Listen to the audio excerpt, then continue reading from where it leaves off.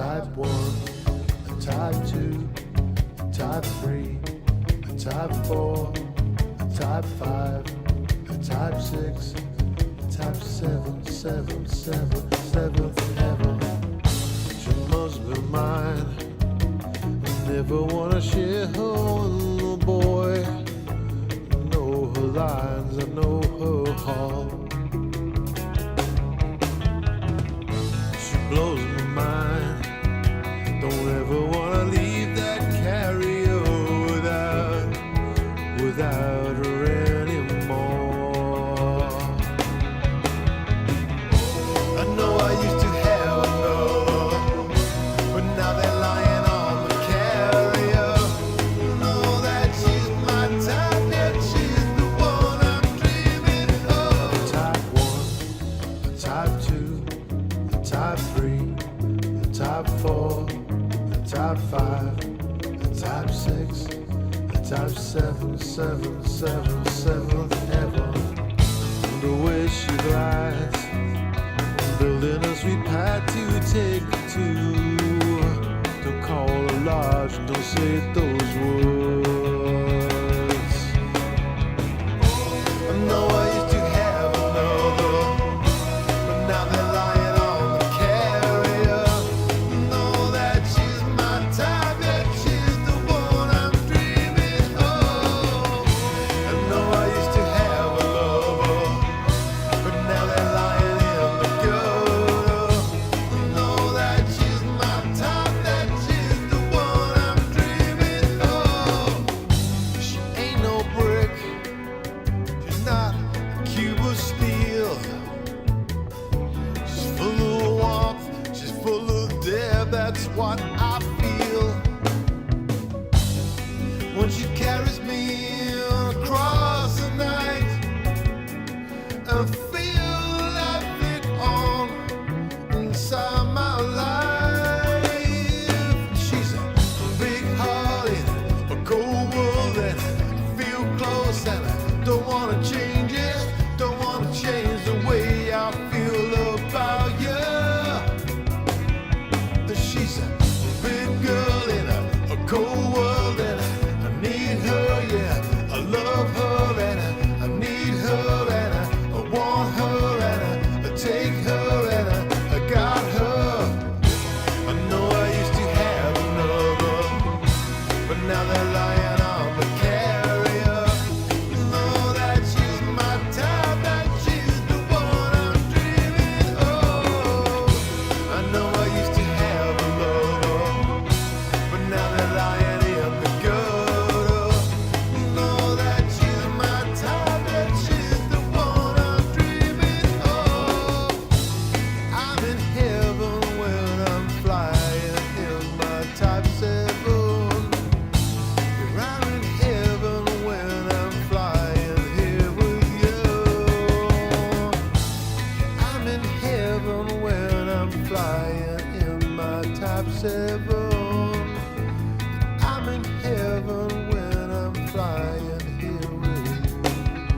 A type 1, a type 2, a type 3, a type 4, a type 5, a type 6, a type 7, 7, 7, 7th heaven.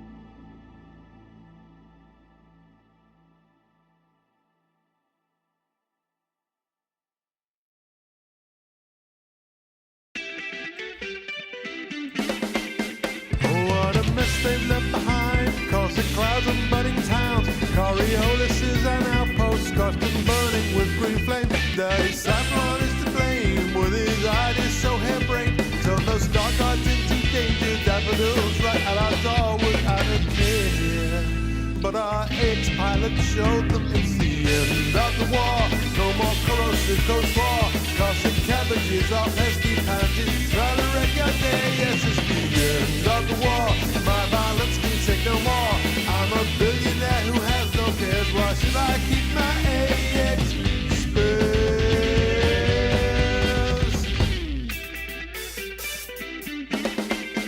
Oh, what a lovely sight to see. The lost Titan smithereens, Earth lost stained below, what a shit show. At least there's more Earth-likes we know. Humanity is saved. AX pilot so brave, dug so deep for oh so long. Drove the metal and we all thought we said so. Then we really kicked their asses. It's the end of the war. No more corrosive coleslaw, constant cabbages or pesky pansies. Trying to wreck your day, yes, it's the end of the war. Terror tulips, close the door. Spiteful spinach, murder flowers, all that burn goes on for hours. Hollow squares are all around me. Hydras roar against our fury. Guardian weapons firing madly. So could not be taken lightly. 10,000 strong we fight on. Oh, it's the end of the war. Laser lilies are no more. Toxic trippids, sour salads, really trying to wreck that day. Yes, it's the end of the war. Terror turnips, weeds of woe. Hero plants, it's time to go. Danger daisy, please just know. Yes, it's the end of the war. No more lurgy lettuce, no marauding marigolds. A savage silence, fury flowers, a vacuum vegetables. Get back, you wobbly weeds on your bike, son. Off it off, you bloody go. Alright, son, off you blooming go.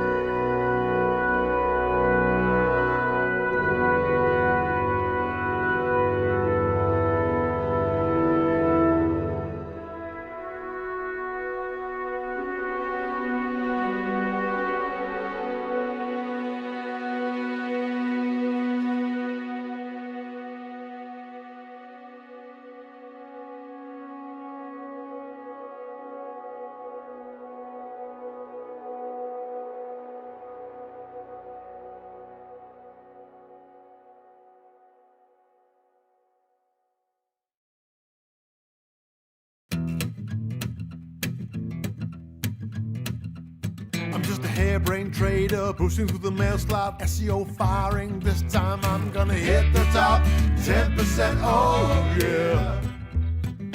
Filling up my hold with the CG's gold, with the doors even closed, with my thrusters lift the load. Load up this high deep money, yeah. I got EDMC, EDSM, ED Discovery, and Aura. Can't see Twitch is blinking, chat is tapping too. I got Star Mat open, coffee's brewing, planets swinging, lights are flashing. Oh boy, I missed that.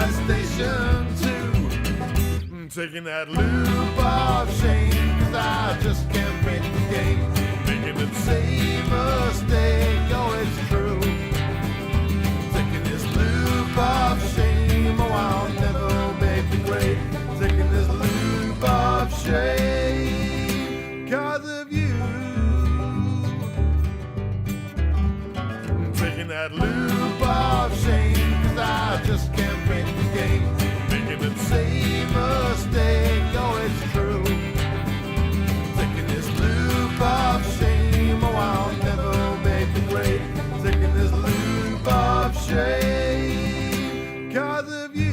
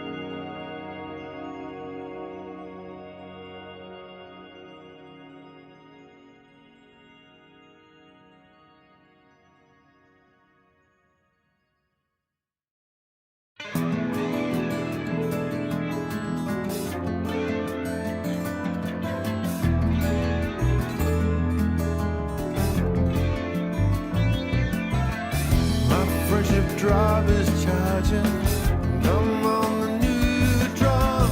What is the way to surgery? Stop from the lighthouse. This ship is sold out now. Let it pay perfect for where I'm going to. No need a damn thing. Honking, scooping, friendship charging.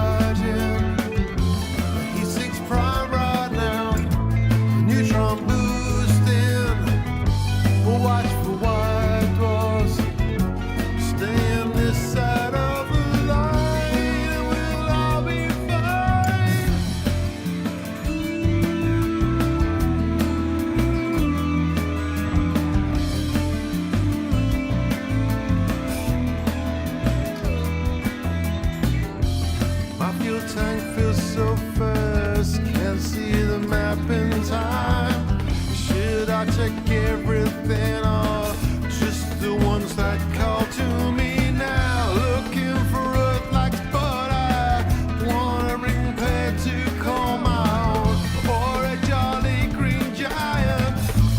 Look at scooping, first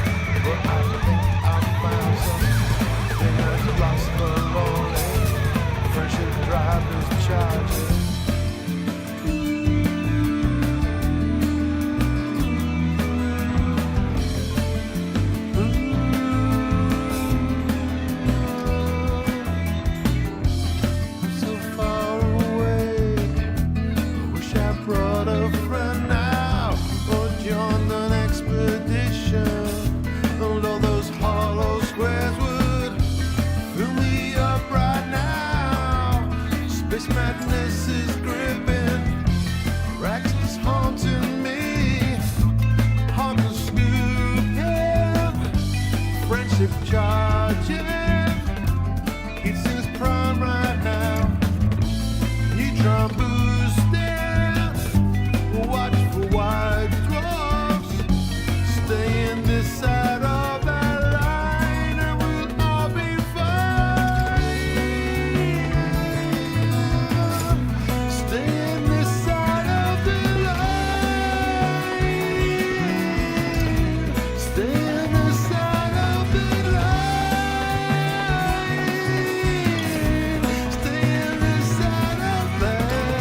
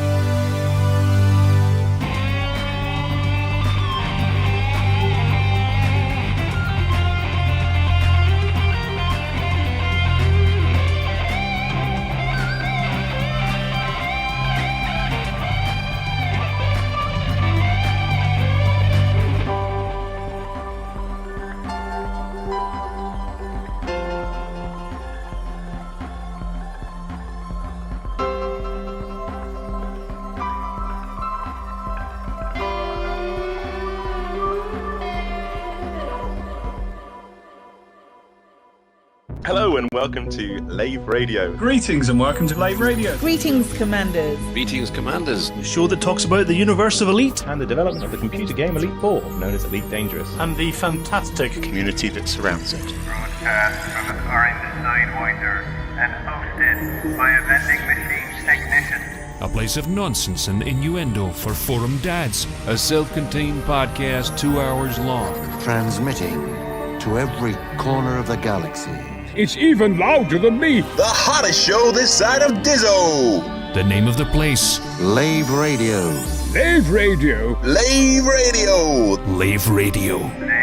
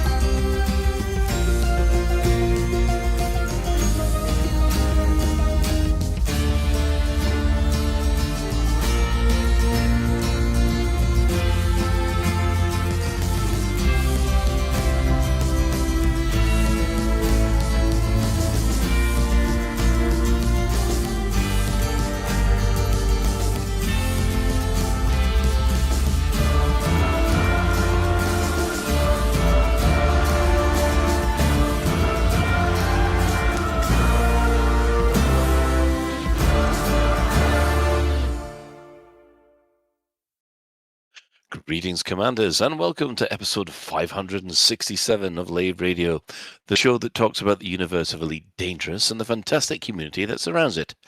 I'm your host, Commander Phoenix to Fire, otherwise known as Colin Ford, Chief Archivist of Lave Station.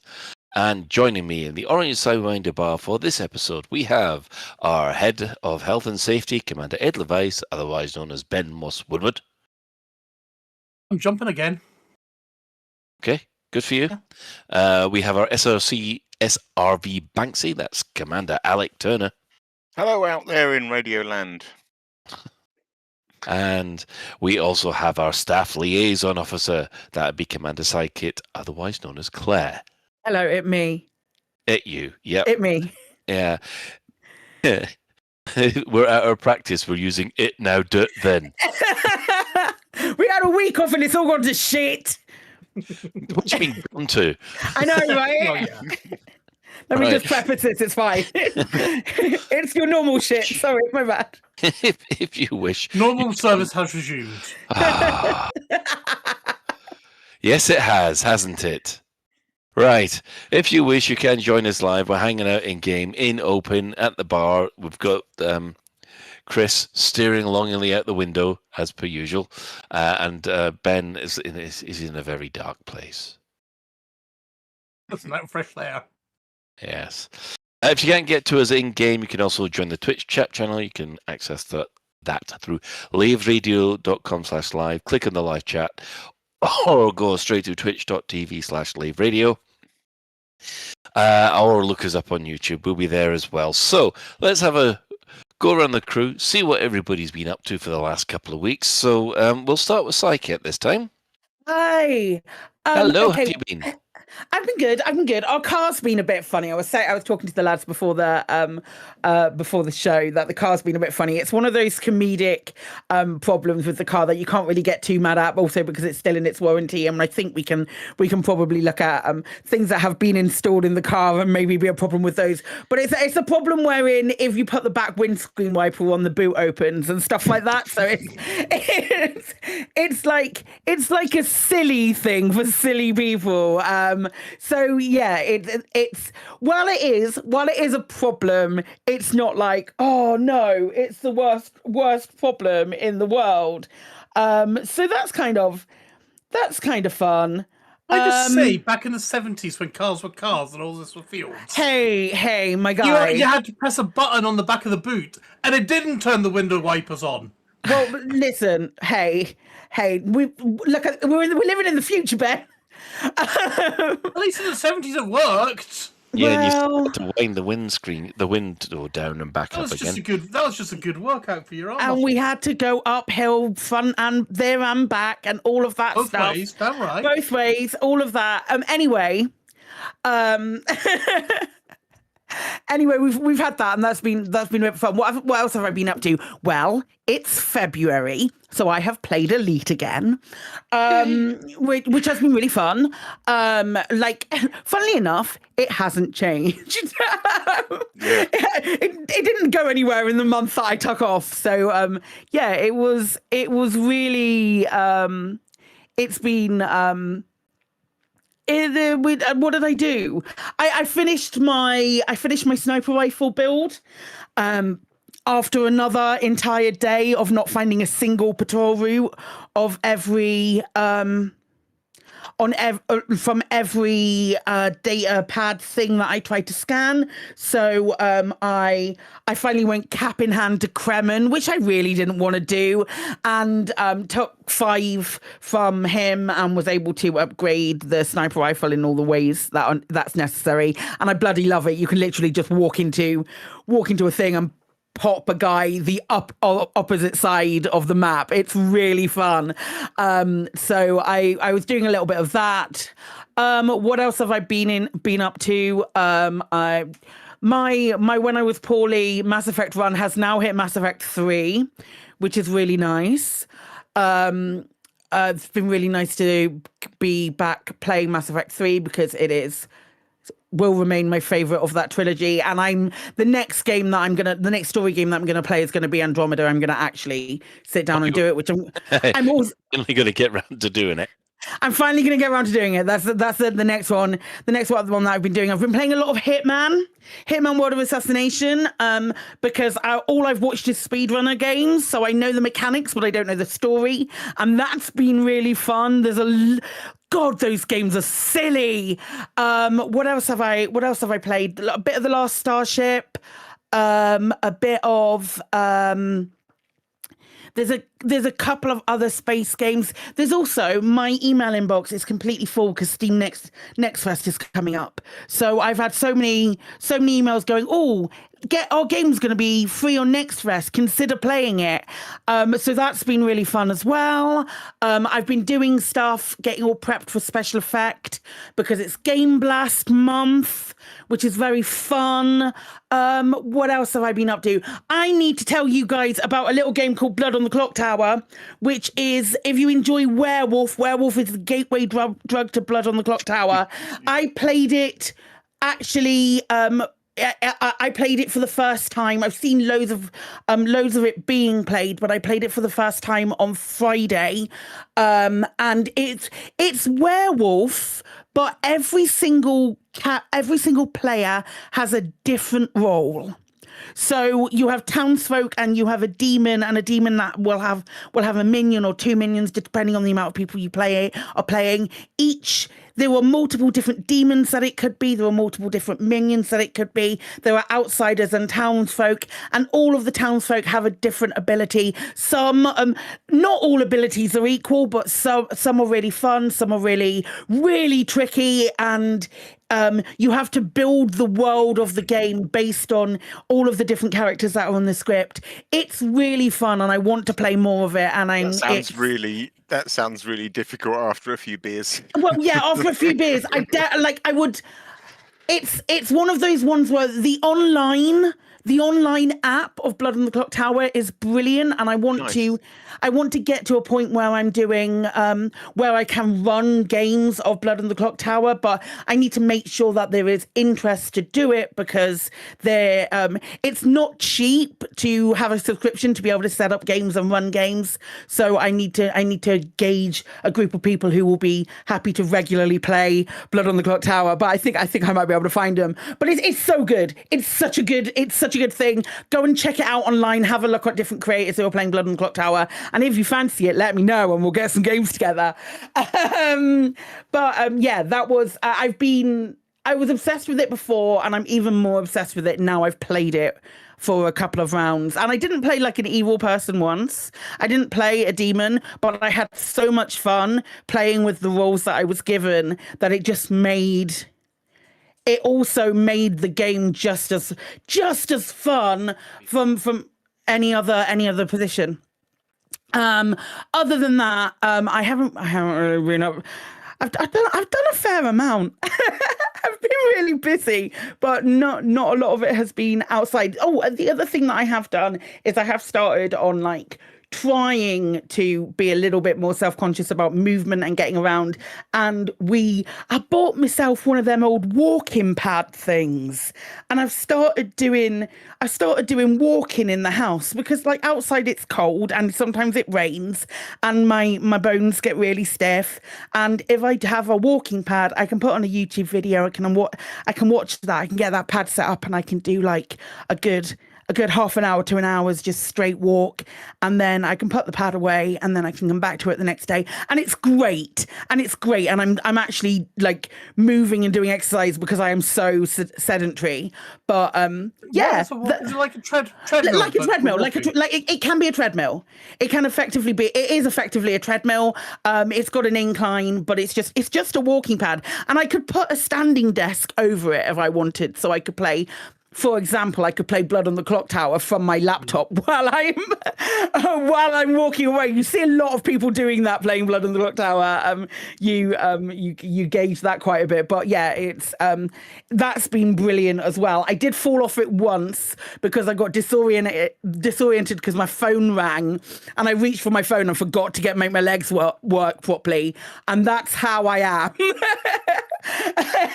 That's how I'm getting back into trying being a little bit more mobile, and it's working really well at the moment. So fingers crossed, I can continue with that without any bad problems that happen. But yeah, that's where we are. That's been my 2 weeks. Excellent. Yay. Okay, Ben. I've been game-wise. I've been running a bunch of little things. I've been playing Elite, obviously. Which has essentially been sit in a fleet carrier, jump out, have stick my nose about while we're not jumping. And when we are jumping, maybe just poke my head above the ground, and that's it. We are very, very close now to Beagle Point. Yeah, it's wild, isn't it? Week 3, and we're Beagle Point. It as. Hello. Have we lost Ben? He just went. Wow. It's difficult to get reception from Beagle Point. It's a very long way away. Yeah, it's that's a weird one. Is he back? I don't know. Ben? Testing. He appears to be back. He appears to be back and testing. Okay. Well, okay, so yeah, that's been that. I've been doing essentially a CG in T'other Space game. And then I've been doing my usual shenanigans in RimWorld, and also mostly because of a book I've been reading, I decided, you know what, I've not played for absolutely donkey's years. I think pre-COVID days, basically. Prison Architect. Oh, such a good game. And I've been playing it a little bit, and I think today I remembered why essentially I jumped from Prison Architect to RimWorld. And that's mostly due to the way that I like setting up Prison Architect games. My first actions in Prison Architect are to essentially build all the infrastructure for a fully functioning prison. And I know this is me. This is on me, and I know that.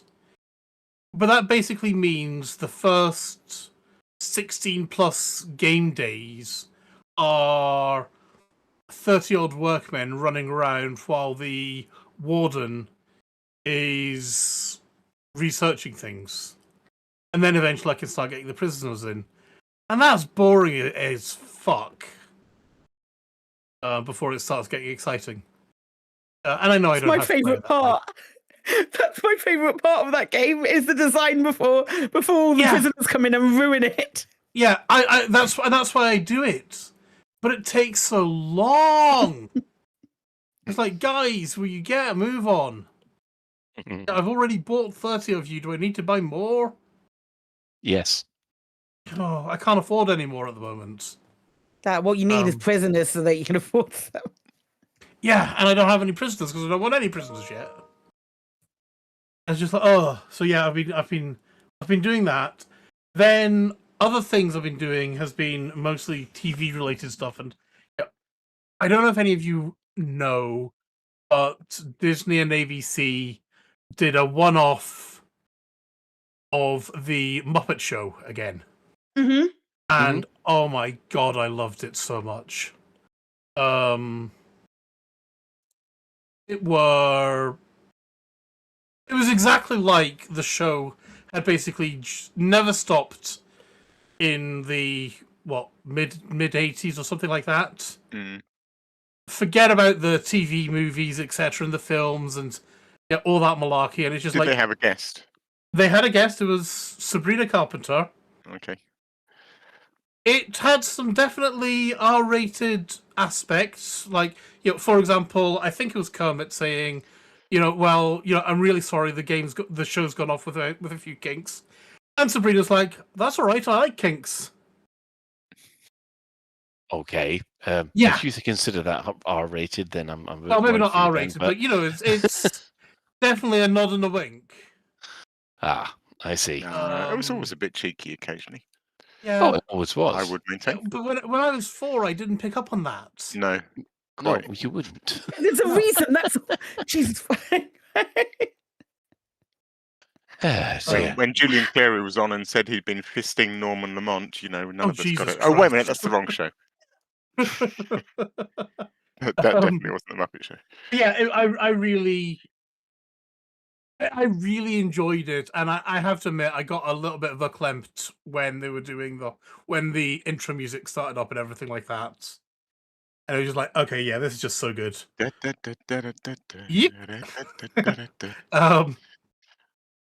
And that led me into diving into a Muppet Show intro black hole for a bit. On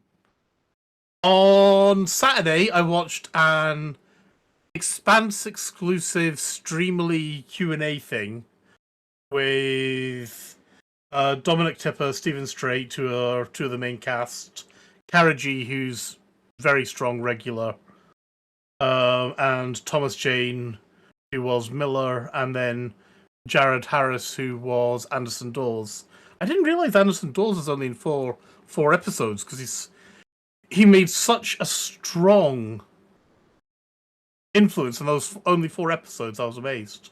And it was lovely to see them interacting with each other. I mean, their love for each other was great.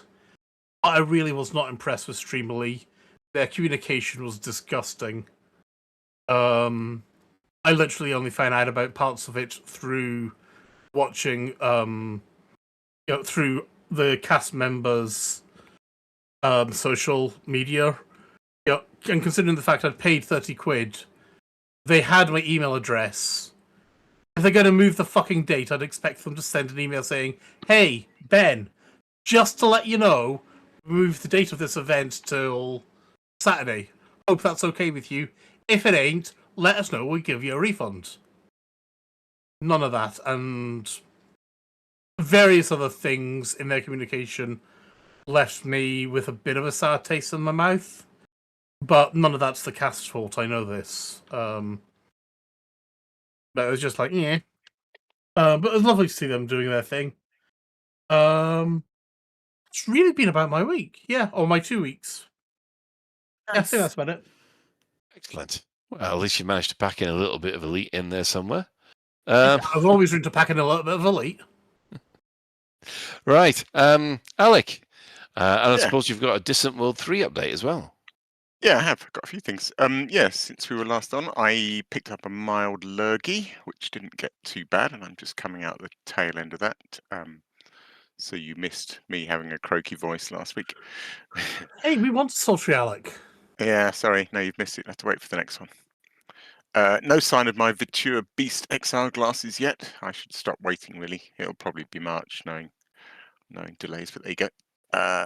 Be exciting. I went on a social art experience. I had to look up what it was called. I was just going to say it was a painting class or something, but it's billed as a social art experience. It was a morning. They do these quite a lot. This woman in a place near us, but it's they pick a painting, like a well-known, or not, well, sometimes well-known artist, and then they do a class where you try and reproduce it. So the one we were able to go to was called Paint It Like Serusier. I don't know Serusier, but if you Google Serusier, Serusier. Hang on. So you went to an art forging class? Yeah, pretty much. Yeah. Okay. It was good. It was good. So it's funny. You look at Cerusier's paintings, and my first reaction is, yeah, I reckon I can do that because it's kind of blocky. There's lots of block color. You think, yeah, I reckon I can crack that. It's hard, isn't it? Art. Big props to Jude, because I've just discovered it's not as easy as it looks. Mostly it was like there was a lot of color mixing going on, so it's all very well, even if it's a very blocky painting, but trying to get just that shade of blue for the sky or purple for the mountains is yeah, it's properly hard. But I came away with a painting that looks like the original, so I was quite pleased. It was good fun. I would definitely do it again. Also, what else have I been doing? I've been watching. I waited until they were all out so I could binge it, but I've been watching Fallout Season 2, which is freaking awesome. Oh, I just love the Fallout TV series so much, and it's just more of the same. It's fantastic. It's really good. Yeah, in-game DW3. Oh man, I am having such a blast on this expedition. It's just been wonderful. Even like the long fleet carrier bits, they've been all right. I kind of get it. There's 4 carriers. I wake up in the morning. Typically, they have a weekend meetup. Typically, they don't tend to start rolling the fleet carriers until Monday night. So usually Monday morning, I can still do some stuff around the waypoint, get myself on a carrier. Tuesday morning is fun because I log in and I've no idea where we're going to be, and it's like open the galaxy map and wow, that's where we are now. And then it's a question of seeing where the other carriers are and maybe jump between them or go off and do some exploring. They post like POIs of interest along the route, so you can jump off the carrier, go and visit some POIs and get back to the carrier again. So that's all really good fun, actually. But man, like the interest in time trial racing has been freaking insane. Like, if you've ever sort of looked at all the ED Copilot time trials in the bubble, we might get a dozen people do one. It's always the same faces. We might get, I think some of the more popular ones have got like 20, maybe 30 entries on them. I even remember that like Razafrag, who developed ED Copilot, once a year he does this big prize giveaway where he basically gives away 2 billion to anyone that will have a go at a time trial. And he gets like a dozen more people who might give it one go and then never again, sort of thing. But man, on DW3, people have really gone for it. It's been incredible. We've got a team currently of 5 of us, myself, VR 24/7, Tobias von Brandt, Greaves, and Drodin, who are all actively engaged in creating time trials. So we're all jumping off the fleet carriers on like Wednesday or Thursday and gunning it ahead to get to the next waypoint so we can build time trials for when everyone arrives. We had a ship canyon run at one of the first waypoints that had 84 people race on it. Oh wow, that's so cool, Alec. Greaves, Guy Greaves, who just got into elite races like almost days before we went on DW3, who's come along. His race he's been doing this series called Rendezvous Rally. He had 133 people run his course at Rendezvous Point and 123 people do it at the last waypoint. Drodin, who's just got into making time trials, is already at Beagle Point. He like jumped ship and just gunned it there yesterday. So he's at Beagle Point as we speak, building time trial courses. Somebody found a little potato moon, like 140 kilometer radius potato moon, I think, which was kind of ripe for a circumnavigation. So I built a time trial that was a complete circumnavigation. Still no mean feat. You can ask Epiphas, who's now broken. So that's 3 of the Rave Radio crew I've broken now through my long distance SRV courses. But yeah, Epiphas has done it. But yeah, it's like 910 kilometers, I think. But 5 people have done that.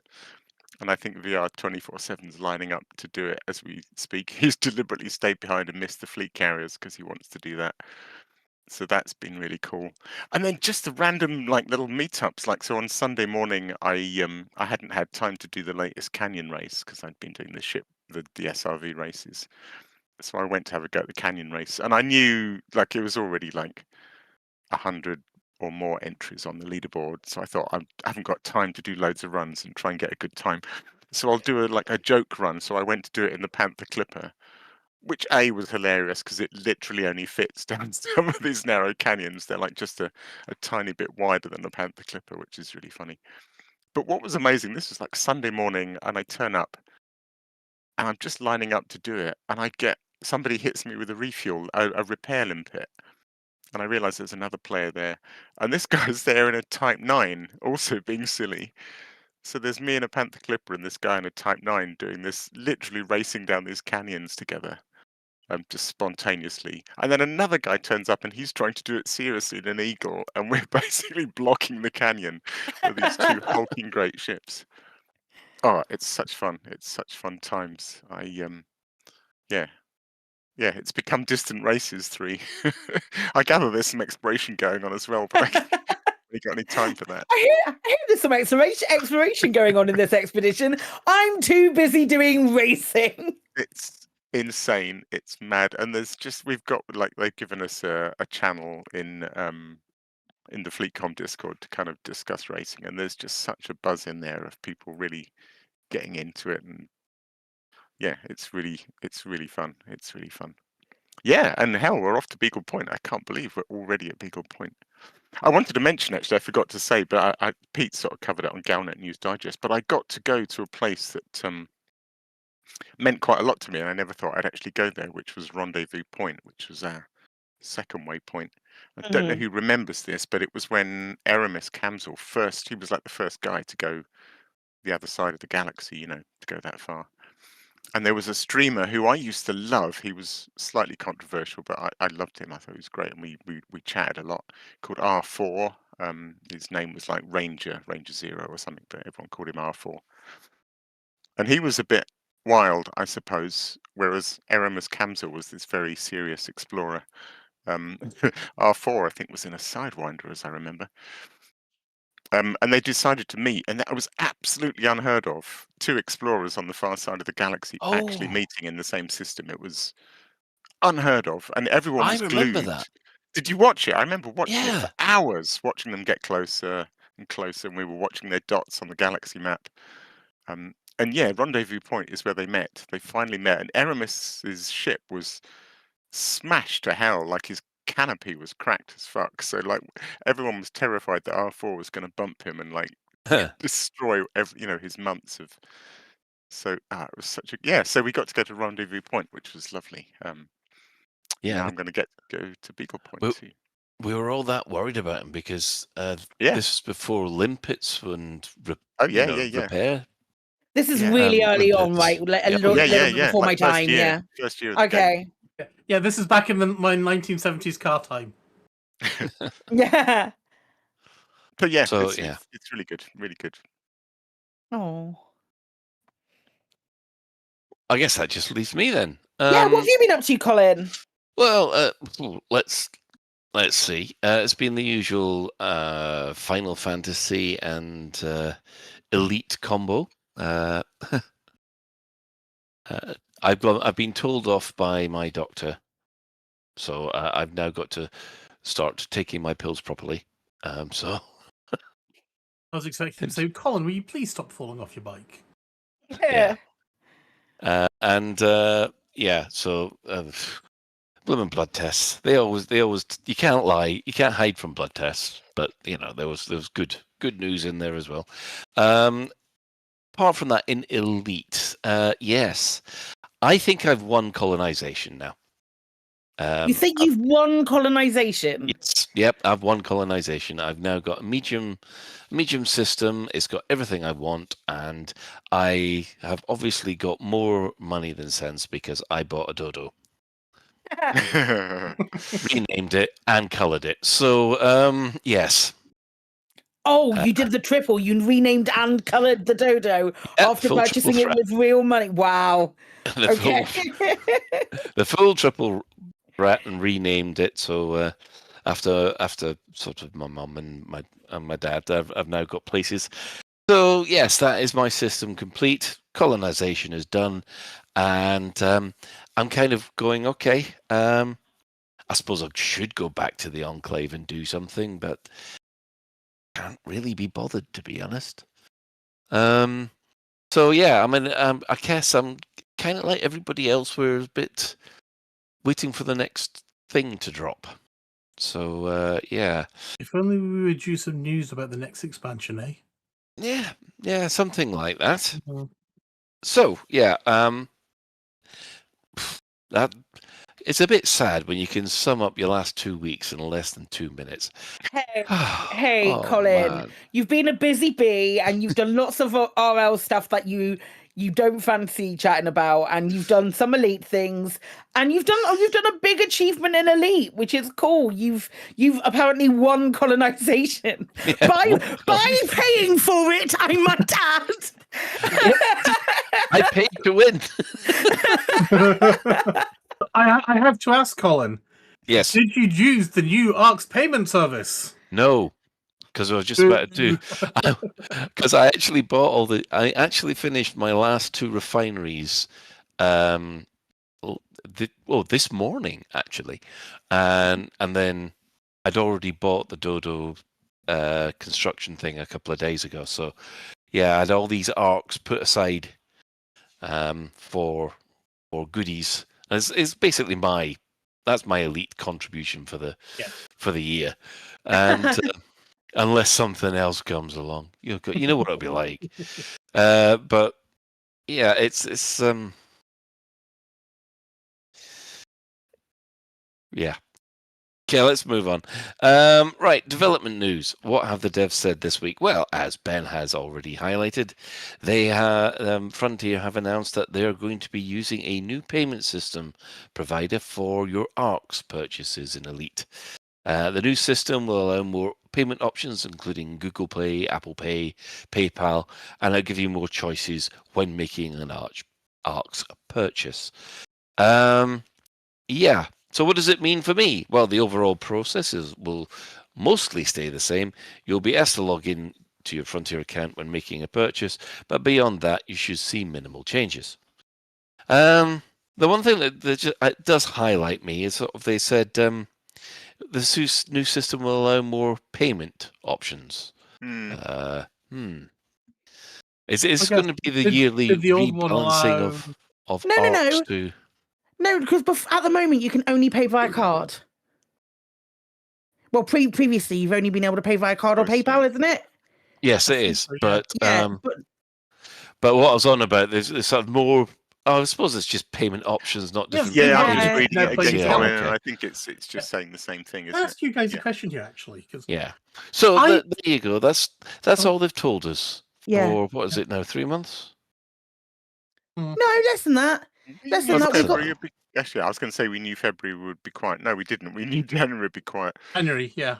Yeah, we're only 10 days into February. We've got another 19 left. 18 left to go. It's not leap year. Not leap year. Then we won't walk back. No. What was the question you had, Ben? You were going to say you had a question for people. I've noticed in the past 6 months, maybe. I used to use PayPal for everything. I was like, anything online, I'll pay with PayPal.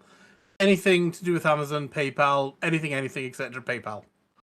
I've just in the last 6 months, I've started using Google Pay for pretty much everything, and it's sheer laziness on my behalf because on PayPal I'm having to log in, whereas on Apple Pay, on Google Pay, it's like just take my thumbprint. You do most of your purchases on your phone then? Yeah. Well, no, even if I buy something on my PC and it says please use Google Pay, I'll get an alert on my phone and then say I authorize £5. Okay.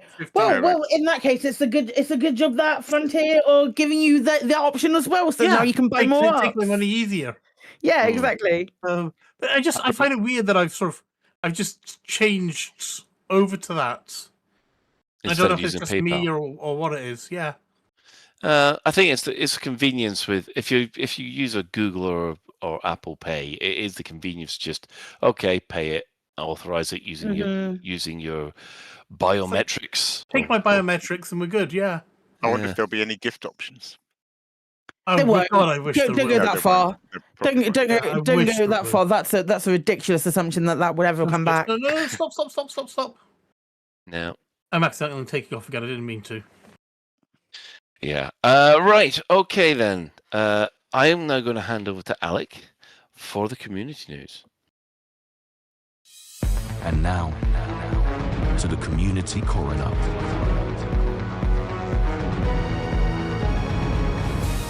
It's a dead game, innit, mate? And I am now going to hand it straight back to Claire for a Hello. community bulletin. Hello. Yeah, very quickly. You might have seen us tweet on the Sunday when there was no tweet. Post on Blue Sky, put in our question of the week channel in Discord when there was no question of the week. When we were off, we knew there was not going to be. However, we did still have homework for you, and that is because we are on the 28th of February as part of Special Effects Big Game Blast weekend. I may have hinted at it earlier. We are having the Battle of the Podcasts. A team from Lave Radio, which I believe includes Colin, Alec, Epaphras, the Chris Mark 4 and the Chris Mark 5 will be playing against a team from Loose Screws, which includes easy now, which includes at the moment, as far as I'm aware, JN Trax, Chig, Oblivious, Roy Cuxon, and Audaxius in a game of Family Fortunes, or if you're a cheese-eating surrender monkey and you're over across the pond. No, those are French. Wait. Cheese-eating surrender monkeys are the French people. Wait, I need to find it. If you're across the pond and I could say a number of things about Americans, but I won't. If you're across the pond and you are of an American persuasion, you might know it as Family Feud. Has to say something, doesn't it? The UK, we have fortunes. In America, they have feuds. I mean, when I've been looking for ways to host it, it's also been called the best ways that I found have been feud as well. So let's not knock it. But yeah, so this is hosted by yours truly. It's going to be a group of Loose Screws versus a group of Lave Radio in the Battle of the Podcasts, all raising money for charity for the wonderful folks at Special Effect. But why am I mentioning it now when it's so far ahead in the future? Because, Commanders, we need you. Because if you're familiar with Family Feud or Family Fortunes, you will know that it opens with, we surveyed 100 people and they gave these following answers. And it is all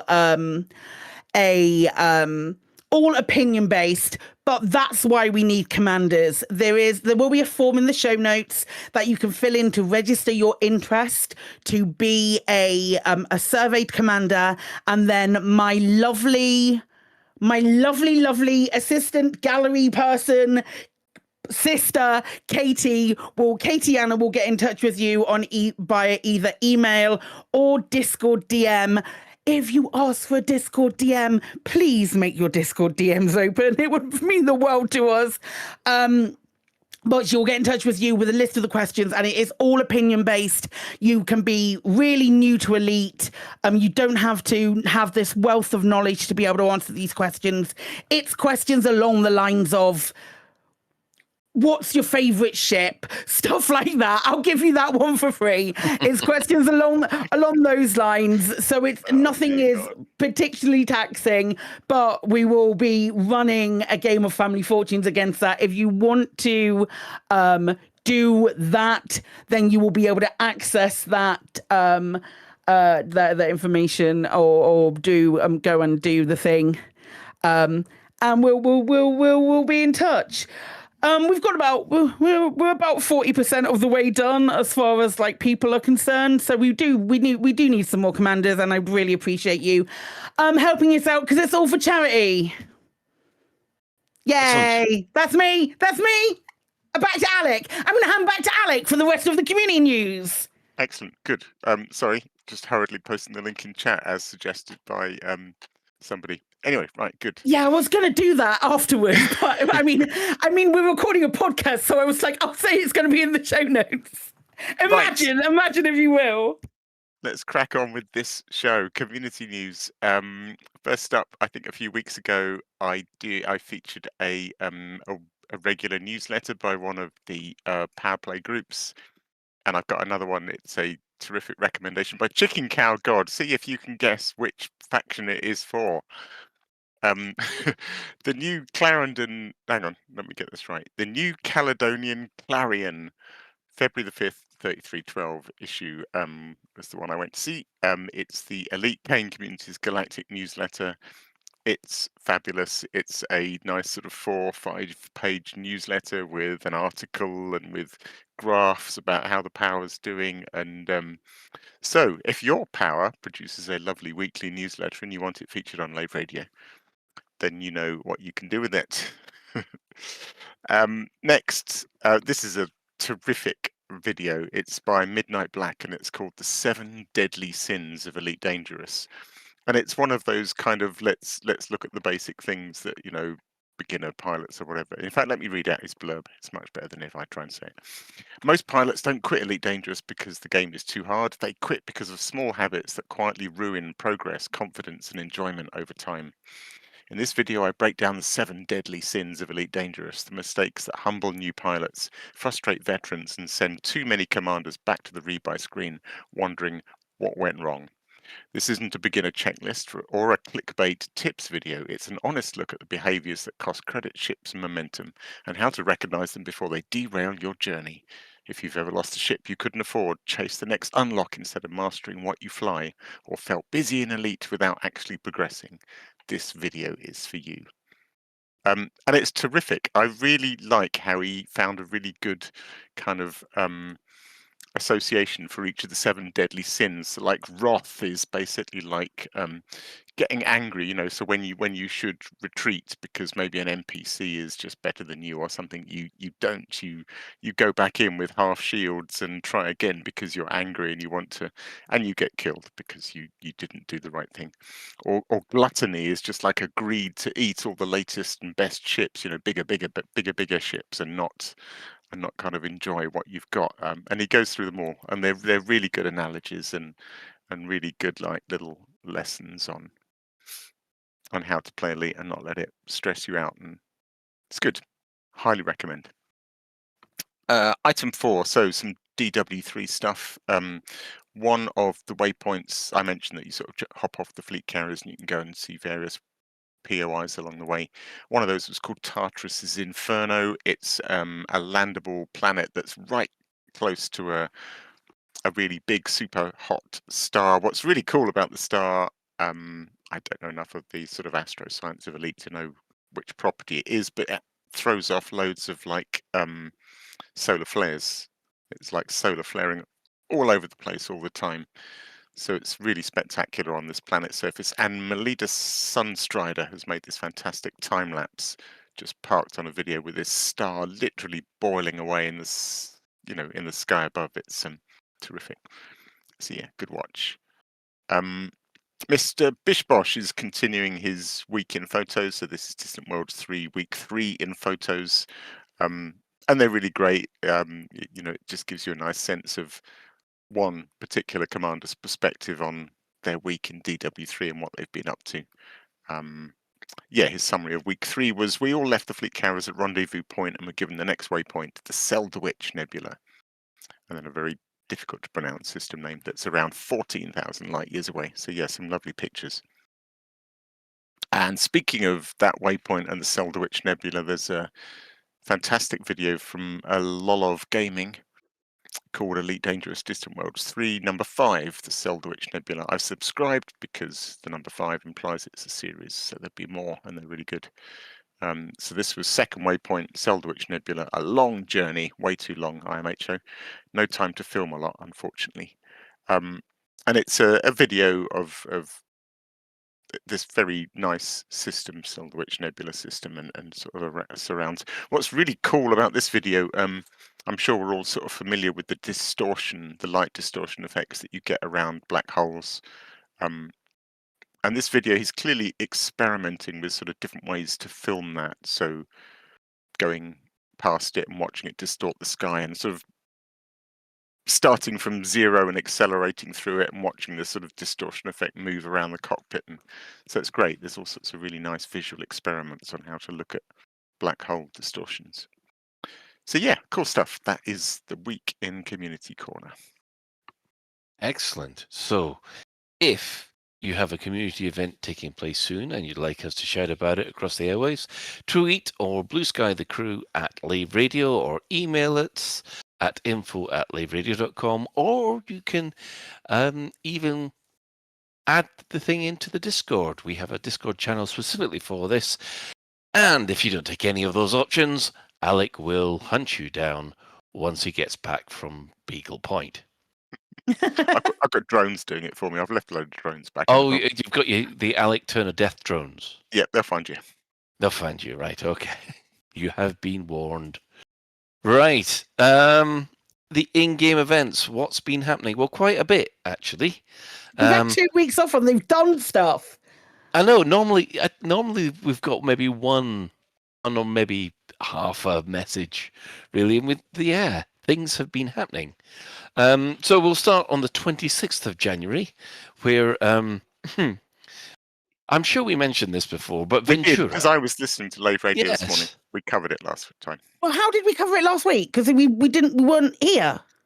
I was 2 weeks listening to ago. the show this morning, and we did the Ventura transformation one. Yes, because we had to make we made a disclaimer that it wasn't our Ventura. Oh shit! Yeah. Because the reason we had the week off is because we were following him around the Lave forests on a hiking trip. Yeah, no, that was Monday. Shit, I'm sorry, I'm looking at the wrong dates. Ignore me. Go back. We had two. Yeah, we had Ventura excited. we had to deal with. Yes, so. I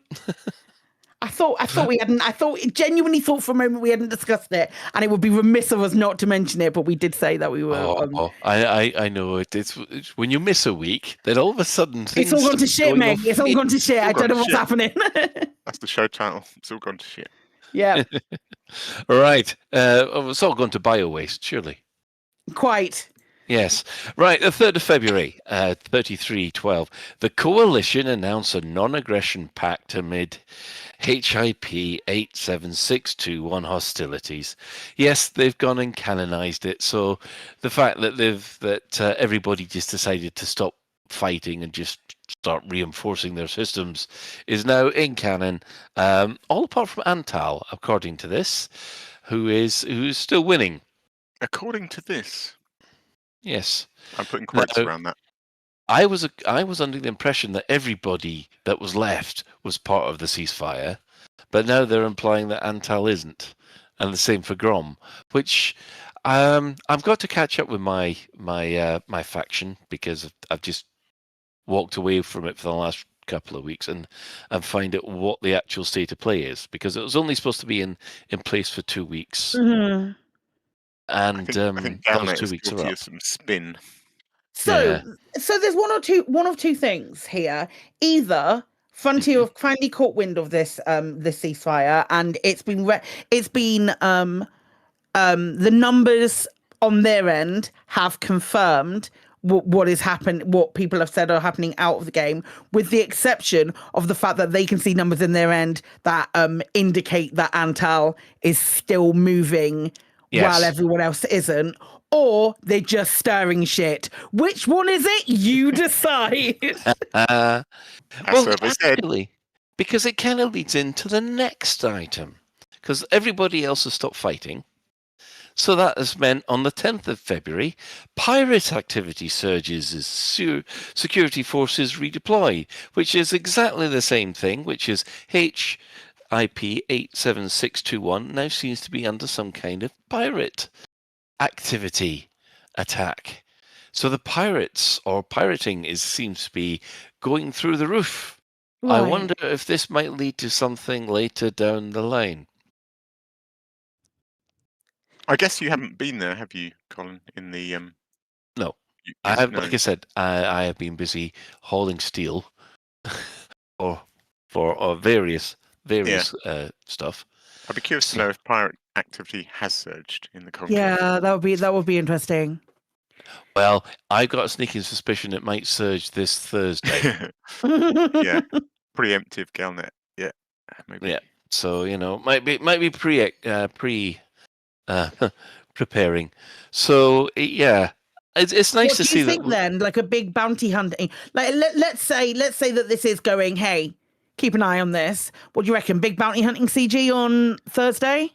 I think so. To be honest, if they've signaled something like this, normally it does lead to a big bounty hunting CG. And to be honest, well, something needs to be done around the Enclave because it definitely felt like the players gave up.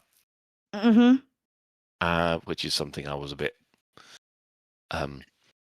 Yeah, we've spoken about this for that before, yeah. So yeah, but it's understandable, and I think there was a general, and people commented about that as well, like reactively in Discord and sort of on the comments that they felt a similar way in which you were not doing it felt like you were sort of like put out and you had no inclination to do anything for your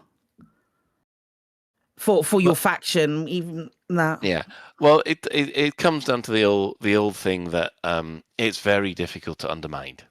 And, yeah. Well, the one thing that I found is that I was hoping that we'd have a lot of not only powers getting knocked out, but a lot of powers effectively, systems swapping between the powers quite a lot more. And it just seems that everybody's decided, no, I've got my 8 or 10 systems, and that'll do us for the moment. Yeah, no, I get that. I get you. I get you entirely. And I think it's kind of one of those things that Frontier, and I'm reading between the lines on this, but when Frontier first talked about this power play thing, they said that we'd see shifts all the time, imbalances and movement left and right, rather than just growing and growing. And then they brought in colonization, and that changed a lot of things for sure. But I think they also went, hey, let's prove that we're going to see a lot of movement and shift in the Enclave, and then that hasn't happened because players went, actually, no, what's the point in us doing this? So it's difficult for them to go, okay, now we'll apply the mechanics that we're the small scale mechanics that we're applying to the Enclave on the bigger whole, because that's still not proving to work as successfully as maybe they hope. Well, one thing that does make me think of speculate about this is the fact that operations is running late. Because they originally planned it to be December. I was thinking that the operations were going to be part of the Enclave. I mean, it still might be. They might be just delaying it until until it's ready. Keeping things in a status quo, and then once operations is ready, then unleash it on the Enclave, which might have a more mobile effect on the rankings, but I don't know. And I did just see Commander So Much for Subtlety said no CGs during Distant Worlds 3, please and thank you. And I say absolutely not. You chose to go to Distant Worlds 3. Yeah. If there's a CG out there at Distant Worlds 3 to build a station at Beagle Point, I ain't going to rush out to Beagle Point, but you'll be participating in that CG. I'm happy to have a CG back at home, please. Yes. I mean, it's FOMO, isn't it? Yeah, exactly. It's why I've got 3 accounts. Yeah, I mean, if you chose to go on Beagle Point, I don't think the game should stop because there's a big expedition going on. If there's the progress that they're making on the game, I hope that Frontier aren't going, actually, we won't we'll wait until Distant Worlds 3 is over to put operations out. I know we've talked about this before, but I'd rather see a galaxy still continue while there are folks doing other things. Oh yeah, I'm definitely the same opinion of that, because I just So let's talk for the moment power play rankings.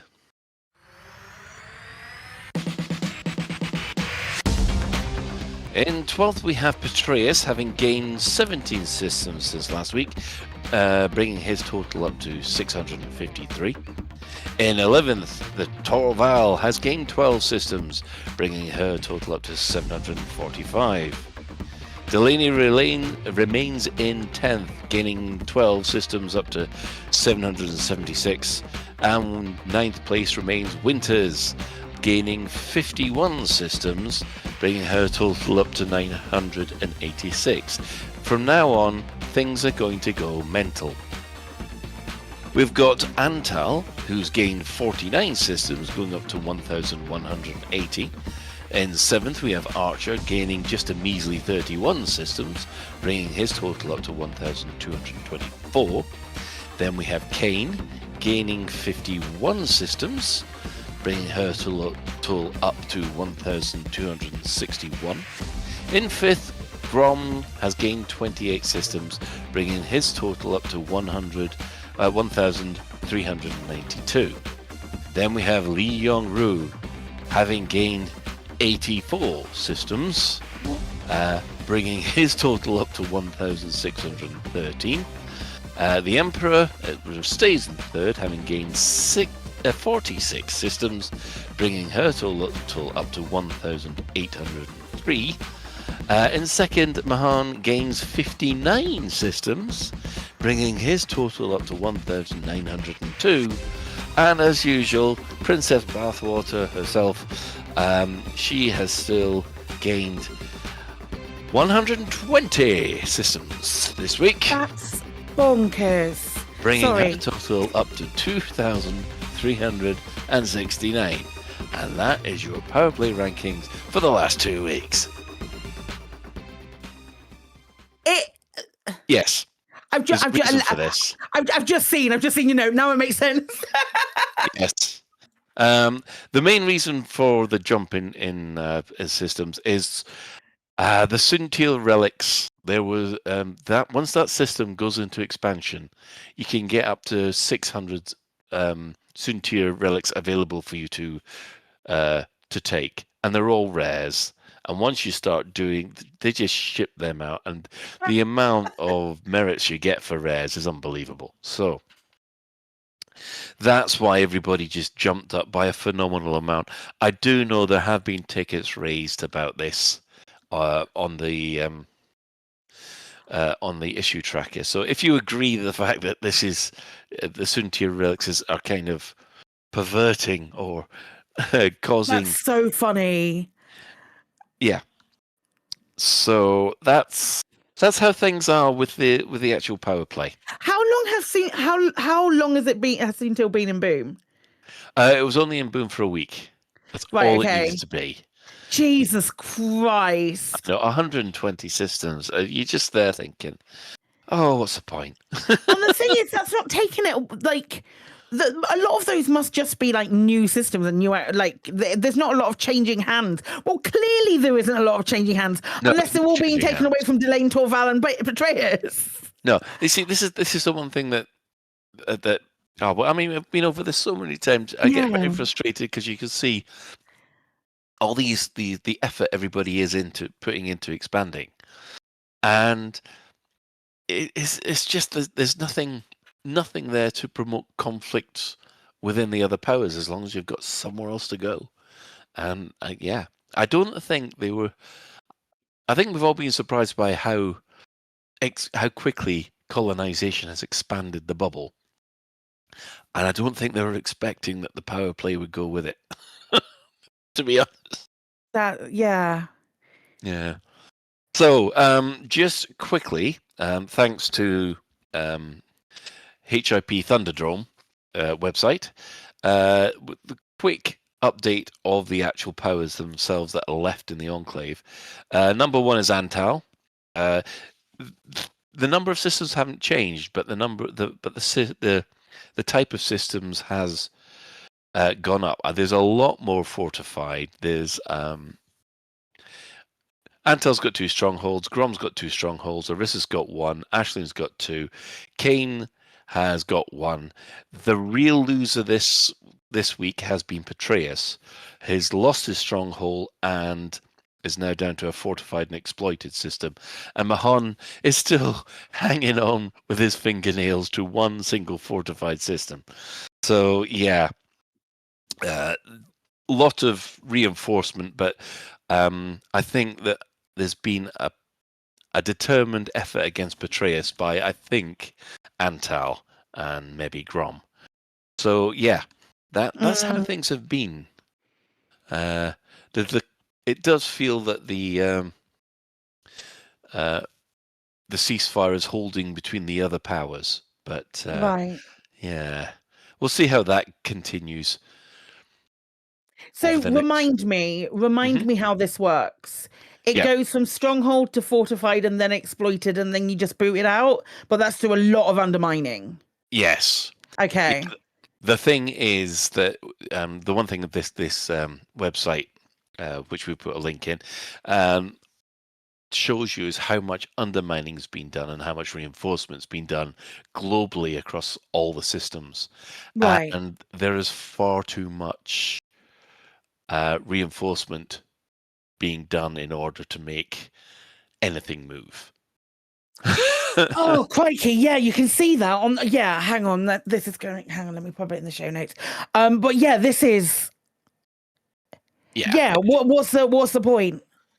Yeah, because you're looking at sort of this 2 million reinforcement, 1.8 million undermining, and even with reinforcement, that includes the minus 35% that they put in for reinforcement. So if you tot it all up, the reinforcement that they're doing is actually 35% more than the 2 million that's already there. So that's another 600,000 that would have been in there. So I do feel that there's going to have to be a change to power play if they're going to make it interesting again. Especially like when you're selling Soontil, if you were to sell Soontil relics at one of your bases in the Enclave, would that reinforce as well? It would reinforce, yes. Okay. That would reinforce by a lot, especially the amount that you're bringing in. Yeah. So you could go and like absolutely just like dominate with that. Oh, that's got to be frustrating. If you're invested in this, I understand why they might have put a ceasefire on it now. Yeah, because it's.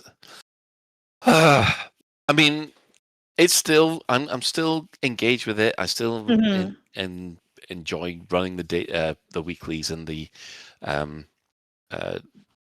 actual reinforcement and undermining. Because I must admit, the most fun I've had has been sneaking around an enemy stronghold fleet, stealing things. That's something that really gets your blood pumping. But yeah, I feel like I went properly to one of my stronghold carriers. Like genuinely went properly and had a full look at it, and it was like properly visible rather than in the dark side of a moon or something. They look pretty cool, don't they? Especially when they're all shooting other ships. Yeah. I think they really are an underrated. Well, apart from the fact you can't walk around them, but I think they really are a underrated part of the power play experience, especially if you're raiding enemy fleet carriers. Because that gets you a few points. There's not missions for that, though, is there? You don't get them.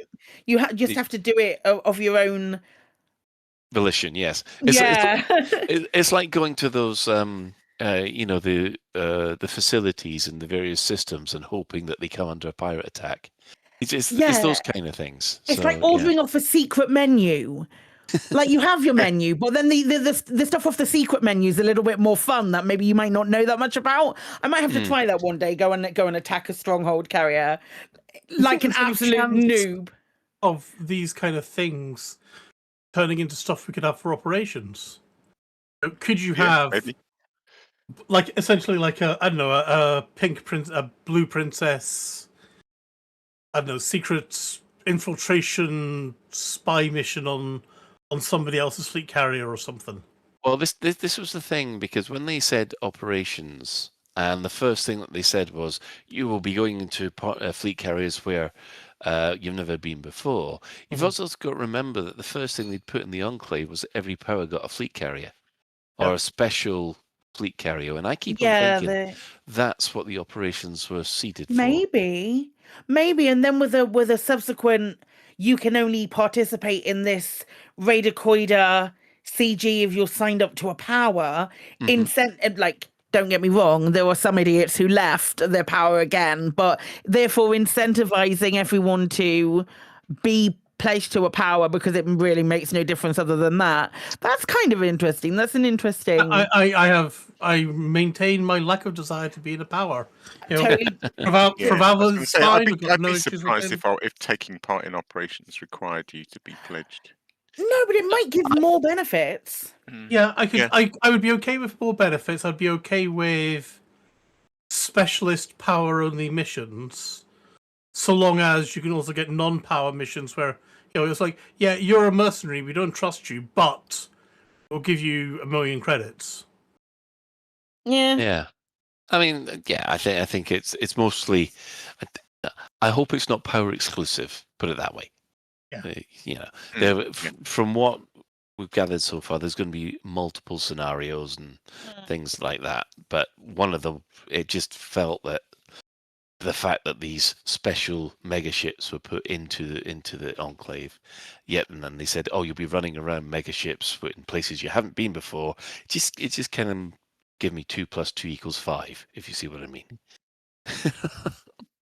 So yeah. Nice bit of speculation there, which I guess will bring us to that time of the week again. Store alert!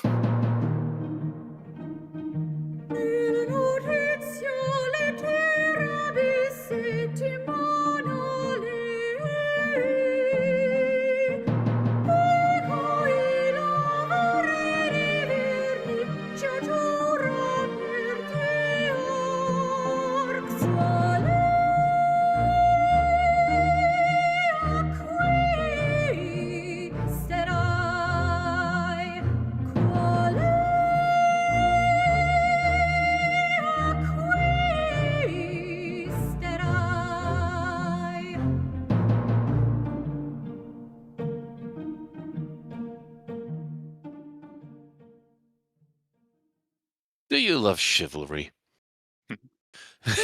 Well, you can now have there's 50% off noble paint jobs until Thursday, the 12th of February. It's all right, lads. Put your money away. It's okay. Yeah, you want to fly around with the colours of the Plantagenets or whatever. You want to basically look like the jester from Rent-A-Ghost. Jesus, feel free. Oh my god! I think they're wild. I was just looking at the reactions in chat. It's quite. You know funny. what? You know these aren't new, right? No, they're not. Yeah. They just want. I think these were taken off the store. I wonder why. Fully taken off the store, and now they're only appearing in sale format. Okay, yeah, they are fun. They are very silly. How come I'm looking at all these and thinking pantaloons? Yeah, it's like, do you want? Do you want to go into like a reenactment? Like yeah, some kind of jousting tournament. Yeah, let's do some clipper jousting. As long as it's 2D and you've got to come in from above. Yeah. Oh man, they're so good. They're so. Somebody made these. Yeah, it's someone took the time to sit here and make these. I can't even imagine them going. They don't go with another one of Frontier's games or anything. No, they don't. It's just weird. That looks really out. I just think someone went. You know what I saw the other day? I saw the War of the Roses, and I went. I went to a noble jousting competition. Went to Leeds Castle for an outing and suddenly got inspired by the jousting tournament. There. Someone went to a Ren fair and went, I like those flags. I also like that flag. Could this have come out during the height of Game of Thrones or something? But I don't know. No, someone was watching Henry V on the telly and thought, now there's an idea. They're amazing. What's They're more amazing. to the Not in a bridge, my month of friends? Sundays, but they're amazing. Oh man, you don't want to look at those when you've got a hangover, do you? There's the primary color one, the red, yellow, and blue one, is utterly insane, and I love it so much. You know, like you need so to go with- vibrant. what you need to go with is like instead of those holographic power play simp banners, you literally need fluttering flag banners. Hell yes. Yes, I think that's a good idea. Proper Yeah. pennants flying behind the ship would look amazing. And the horse you rode in on. There you go. Right. We'll have to. Oh, I can't look anymore. My eyes hurt. So we'll take an ad break and then we'll come back with questions. I just love my Trumbles, so playful, so fluffy. So wait, no, stay away from those puddles. Oh no, how am I ever gonna get you dry? This'll take forever. Not anymore. Introducing the Trumble Dryer. What you doing in my house? With the latest in centrifugal technology, combined with caustic heat generating compound, the Trumble Dryer gets your Trumbles dry, fluffy and fresher than ever in no time.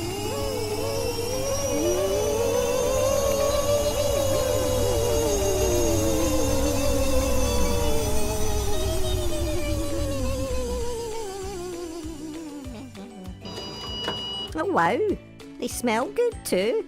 Well, that's thanks to our scent packs, available in Lavender Bliss, Sweet Mandarin and Grapefruit, Dark Amber and Fig, and Africa. Where can I get a Trumble dryer of my own? At Pets in Space, of course, and all participating retailers across the bubble. Have an overpopulation problem? Turn your Trumbles from troublesome to tasty. Just add one of our seasoning sachets and use the Trumble Dryer's air fry, biltong or jerky set.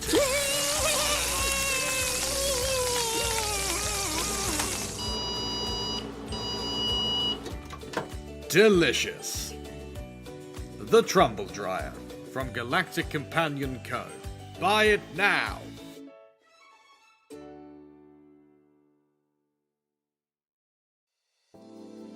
From the porcelain palace of People's Princess Aisling Duval comes a fragrance like no other. Duval. Infused with the steam of stardom and the bare essence of excellence. Duval. Eau de Bain is not just a scent, it's a statement. Duval. Crafted from the actual bathwater of Aisling Duval, this limited edition elixir captures notes of sapphire lotus, imperial sandalwood, and the untouchable aura of a true icon. Duval. Make your friends blue-haired with envy. Eau de Bain, a new fragrance by Aisling Duval. Duval. Take a dip. Say there, Spacefarer. Has the universe been feeling a bit too large lately? Does the thought of witch space, solar storms, and looking into the endless void give you the jitters? Well then, have we got news for you. Introducing Lave's Nearby Worlds Expeditions, the sensible way to explore the cosmos.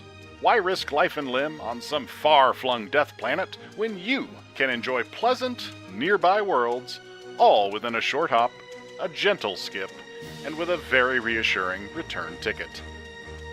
That's right, no black holes, no killer plants, and absolutely no ancient unknowable beings who resent your existence. Each Nearby Worlds expedition is carefully curated for folks who like their adventure mild, their gravity predictable, and their oxygen exactly where it belongs. Every trip includes a complimentary safety briefing, emergency hot chocolate, and a soothing recorded message reminding you that everything is probably fine. So if you're curious about space, but not that curious, remember the name that explores with common sense trust. Nearby Worlds Expeditions. Travel to Lave 2 daily on one of our top 99.5% of liners.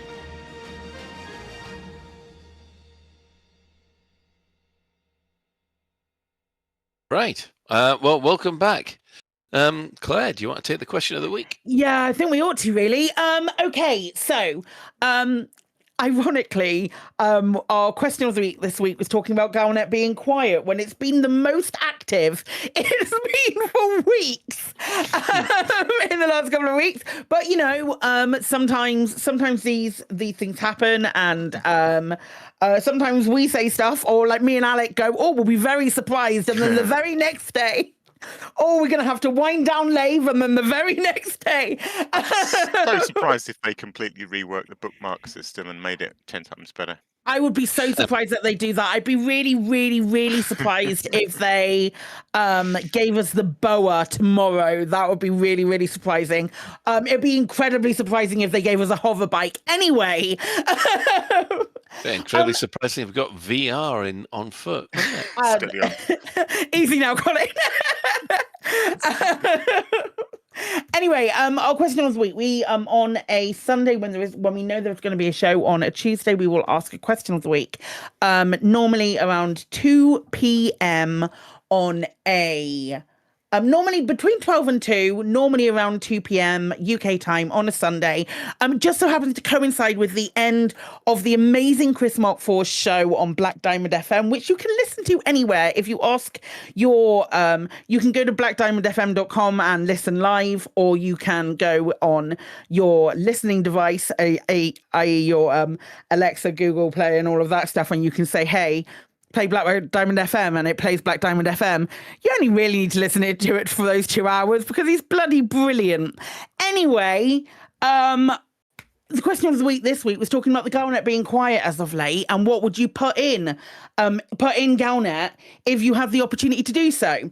And we asked that on Blue Sky and on Discord and on Twitter. We had no replies on Twitter. Proud of you all.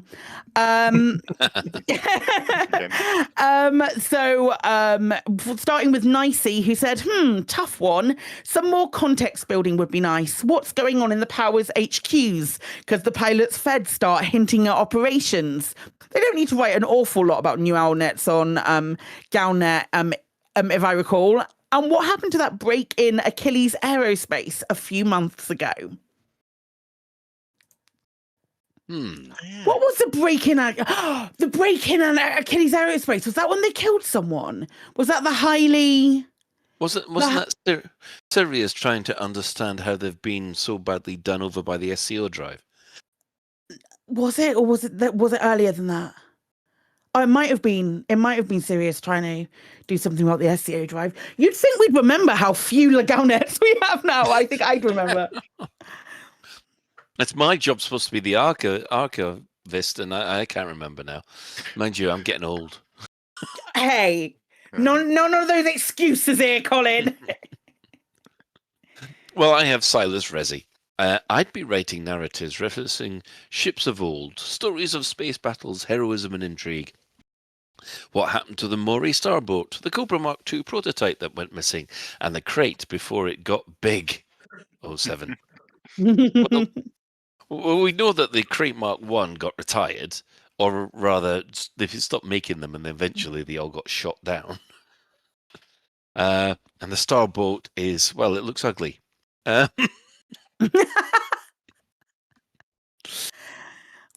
Was Mark II prototype the one that Jameson was flying? No. The Cobra originally had a Mark 1, and then it said they had a Mark II prototype, but there was a serious design flaw with it, which is why they went to the Mark 3. Okay. They never got past the prototype stage, probably because the prototype blew up. It had a structural existence failure. Right. Julius is saying, I would write a fluff article about how the engineered cargo modules work. Not the most thrilling story for sure, but it irks me a little that we didn't get an in-universe explanation. With new added Gallifreyan technology. Do you know, I like that. I used to delight in, on the forums, people would ask questions about things like, I don't know why this is a bad example because this wasn't actually one, but like why do pizza boxes sit on the floor of a 0G station? And I used to really delight in trying to come up with a sort of in-law believable reason, even if it was silly, about. And it would be quite funny to have these sort of regular Science Weekly Galnet articles where they tackle some of these questions, like, why is there gravity and these sort of things, and just come up with a little. This is where magnetons comes from, isn't it? Yeah. That'd be really fun, actually. I like that idea a lot. Yeah, I like that idea a lot. It's really nice. The magnetic fields have no effect on your reproductive system whatsoever. Whoa, easy now. That can be proven. Don't mind experimenting for science. Moving swiftly on. The Jinx Effect says, I'd write the kind of articles you'd expect from the Galactic Inquirer or Hutton Tatler.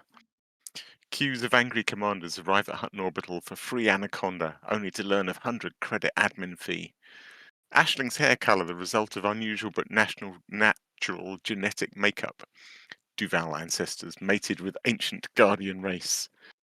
Actual, genuine, real Elvis spotted in the coal sector. Exclusive images from Graceland Terminal inside.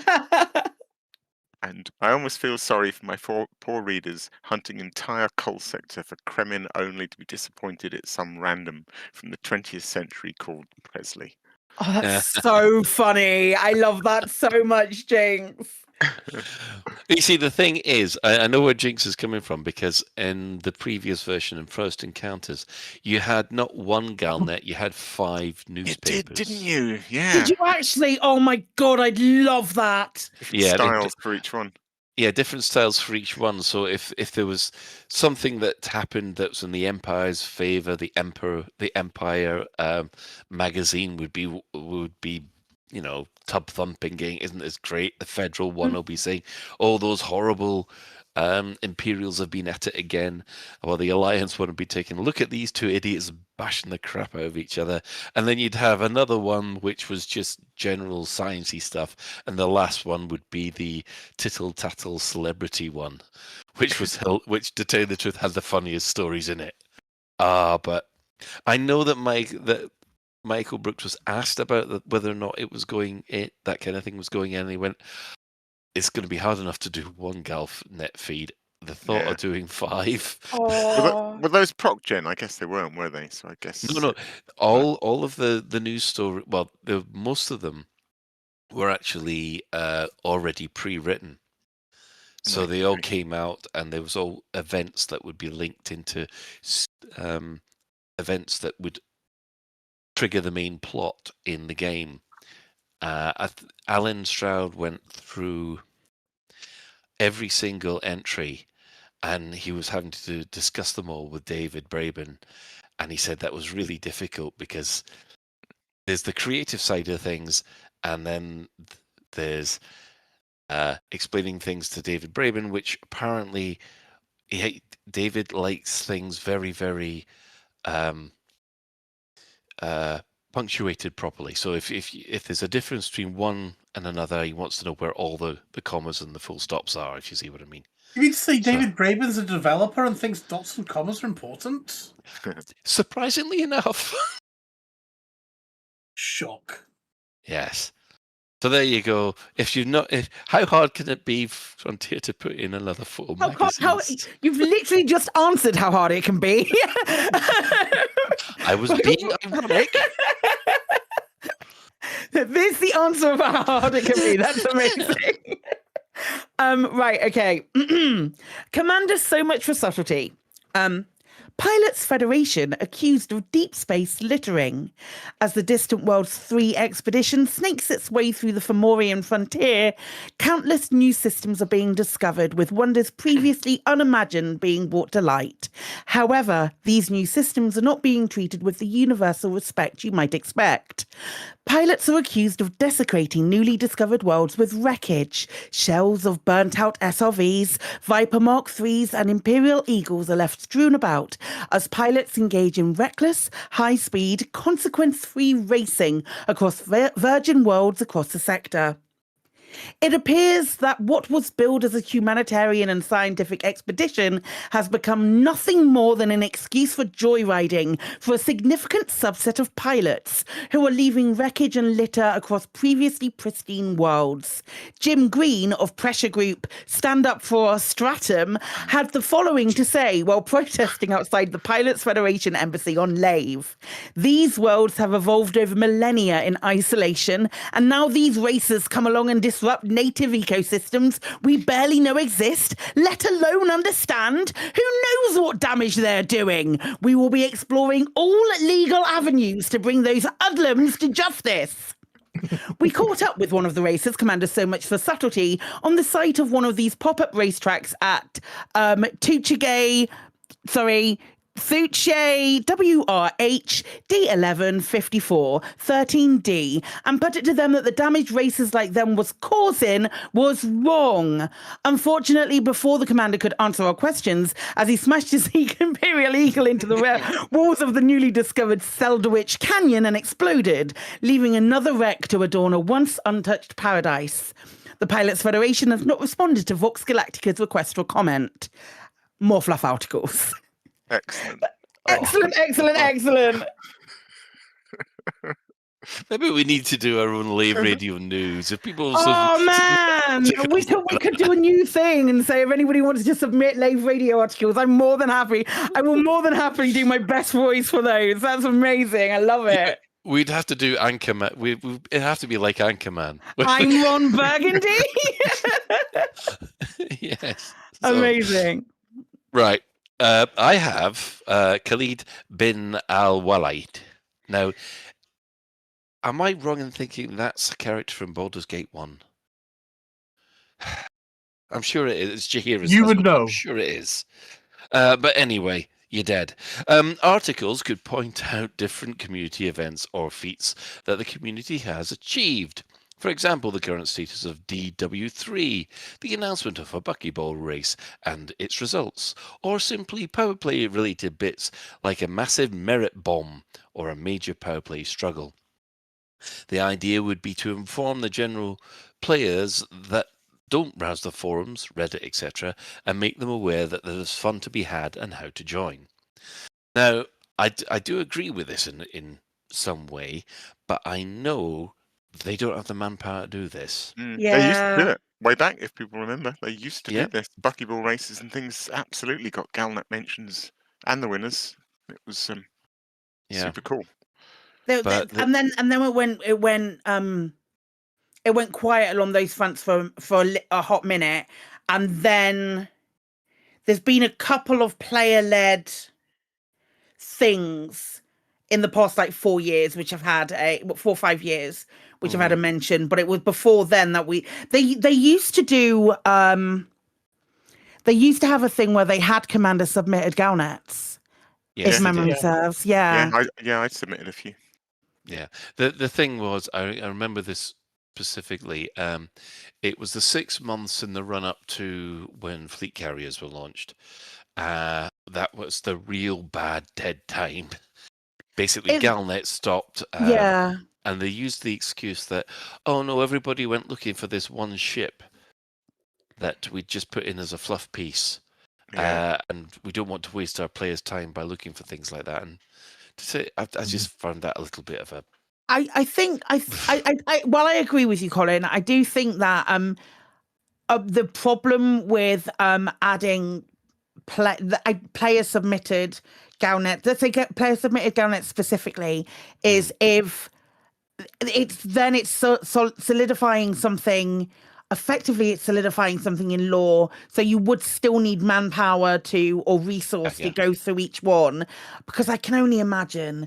I imagine there's a few of you out there, and you know I'm speaking to you specifically, but there are a few of you out there who are who will be submitting maybe 9 or 12 a week, and if there's a few of you who would do that, then it becomes a problem, and it becomes something where someone would have to dedicate a whole block of time to. And it also becomes a problem. You know, it needs moderating. B, as Phoenix Blue points out, the quality varies a lot, or even just the style. It becomes very odd because the writing style is just different from one to the next. And also, if some people are very good at it, let's suppose, for example, I don't know, let's pick a name off the top of my head. Suppose Sarah O'Brien was going to submit Galnet articles. Great while that would be, Galnet would become like the Sir Oberon press. Do you know what I mean? It gives one person far too much input into. So yeah, it's difficult.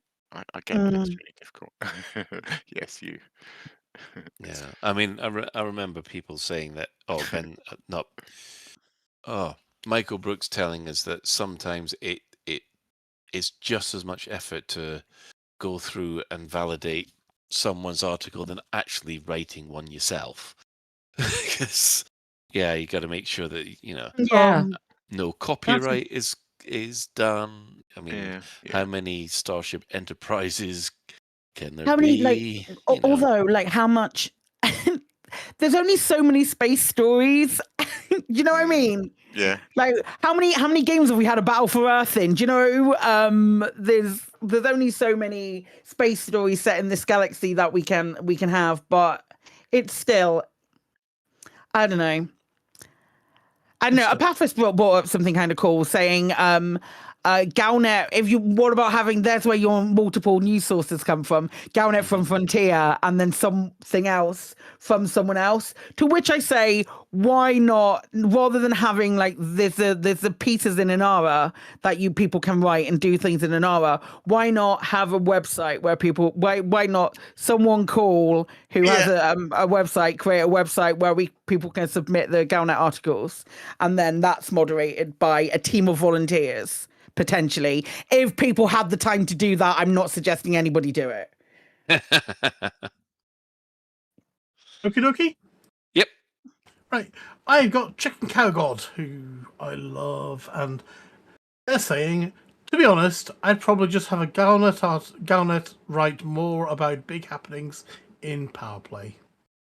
There's often a bunch of big stuff going on, and if a handful of people only ever notice, because it requires paying attention to the Gal map. True. Otherwise, I'd probably want stories or articles that involve the community, like the ones written for the New Caledonian Clarion. Hint, hint, hint. Ignoring that I wrote most of the two recent ones myself. Or other Power newsletters. I'd like to hear more about what's going on. Sorry, Chicken Cow God, are you pledged to a power? That's the first time hearing of this, Chicken Cow God. You keep so quiet about your power. Yeah, do write in and tell us which power that is, and we'll feature it. Do let us know. Do let us know. We'll make sure we know. Supreme Morpheus says, random pointless things that don't have any bearing on the gameplay itself, but make the universe feel more alive and lived in. Are you advocating for fluff pieces here? Stuff like how a new colony came up with some novel idea for agriculture, or a natural disaster in another colony. That sort of thing. Yeah. I did get the thing about fluff pieces, but I think it was too broad a brush. I think the only time where the so-called fluff pieces were a problem was where they did indicate that it was worth flying somewhere to see something. And I think you can, the example here about saying how a colony came up with a novel idea for agriculture, that's fine. You can write that, and nobody's going to go looking for it. I think there's a way of writing fluff so that it doesn't mislead the players into thinking something that's happening in the game. But again, I remember an early on chat that I had with Chris when we first started talking about what we were doing in game and those kind of things. And Chris said to me, "Oh, I've got a this Galnet article. I've just gone to go and see what the bigger police presence is, because the Galnet article mentioned a bigger police presence, so you'd expect it to be pulled out and interdicted all the time. That doesn't come to fruition. That's a problem." When you're going somewhere expecting to see something that you've written in a Galnet article and then it's not there. So, I don't know. Very early on in the game, I don't know, there was a piece about, it might not even have been powers, because I don't know. Anyway, it was way back, but there was a piece about so-and-so getting married. And I did actually, because I was, completely new to the game and didn't know what was practical and what wasn't. You know, I do remember flying quite a long way to the system to see if I could see anything, you know, some pageantry going on, or and then thinking, oh, it's just it's exactly the same as it always is. That's disappointing. Papari says, I'd like to see some random small events, preferably with in-game effects, that causes some power play or BGS repercussions locally. Something that is cause for curiosity, opportunity, or difficulty. So basically what we were talking about. Well, fluff pigs, please. Phoenix Blue. I've actually written a couple of it in our logs with this kind of flavour.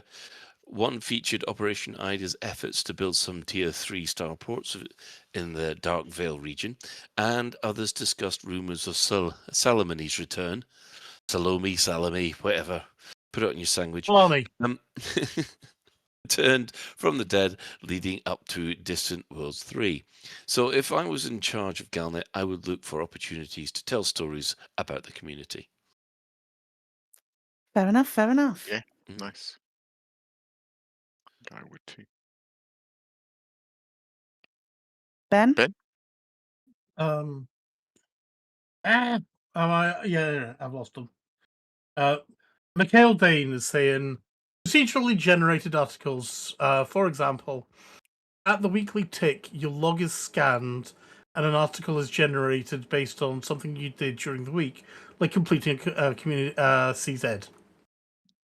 Or an especially lucrative trade, a passenger who got pissed off, a raid, settlement with fatalities, or whatever you've been doing. Each commander should probably only see their own, since otherwise they would drown out story articles. That's quite fun, actually. That data's there. That goes through your journal and goes, hey, this is what you did, and then just fluffs it up a little bit. Yeah. I mean, it would have to be an LLM rather than ProcGen. Yeah, that's what I was thinking. It would have to be an LLM, and then I struggle. And I suppose they'd get old quite quickly. Like after the fourth week of a passenger got pissed off, you'd think, oh, hang on a minute, it'd become like I can't write my wedding vows. Or the only way necessarily that you could do it like another way is by doing like an infographic saying you transported X passengers, you did this, you did that, and then give you like a little infographic that maybe you could share on social media or something like that. Would be more would like not rely as much on using an LLM to do it for you, kind of thing. Maybe, I don't know. Yeah. Oh, I feel dirty, but I can see I can see where people would be tempted. Yeah.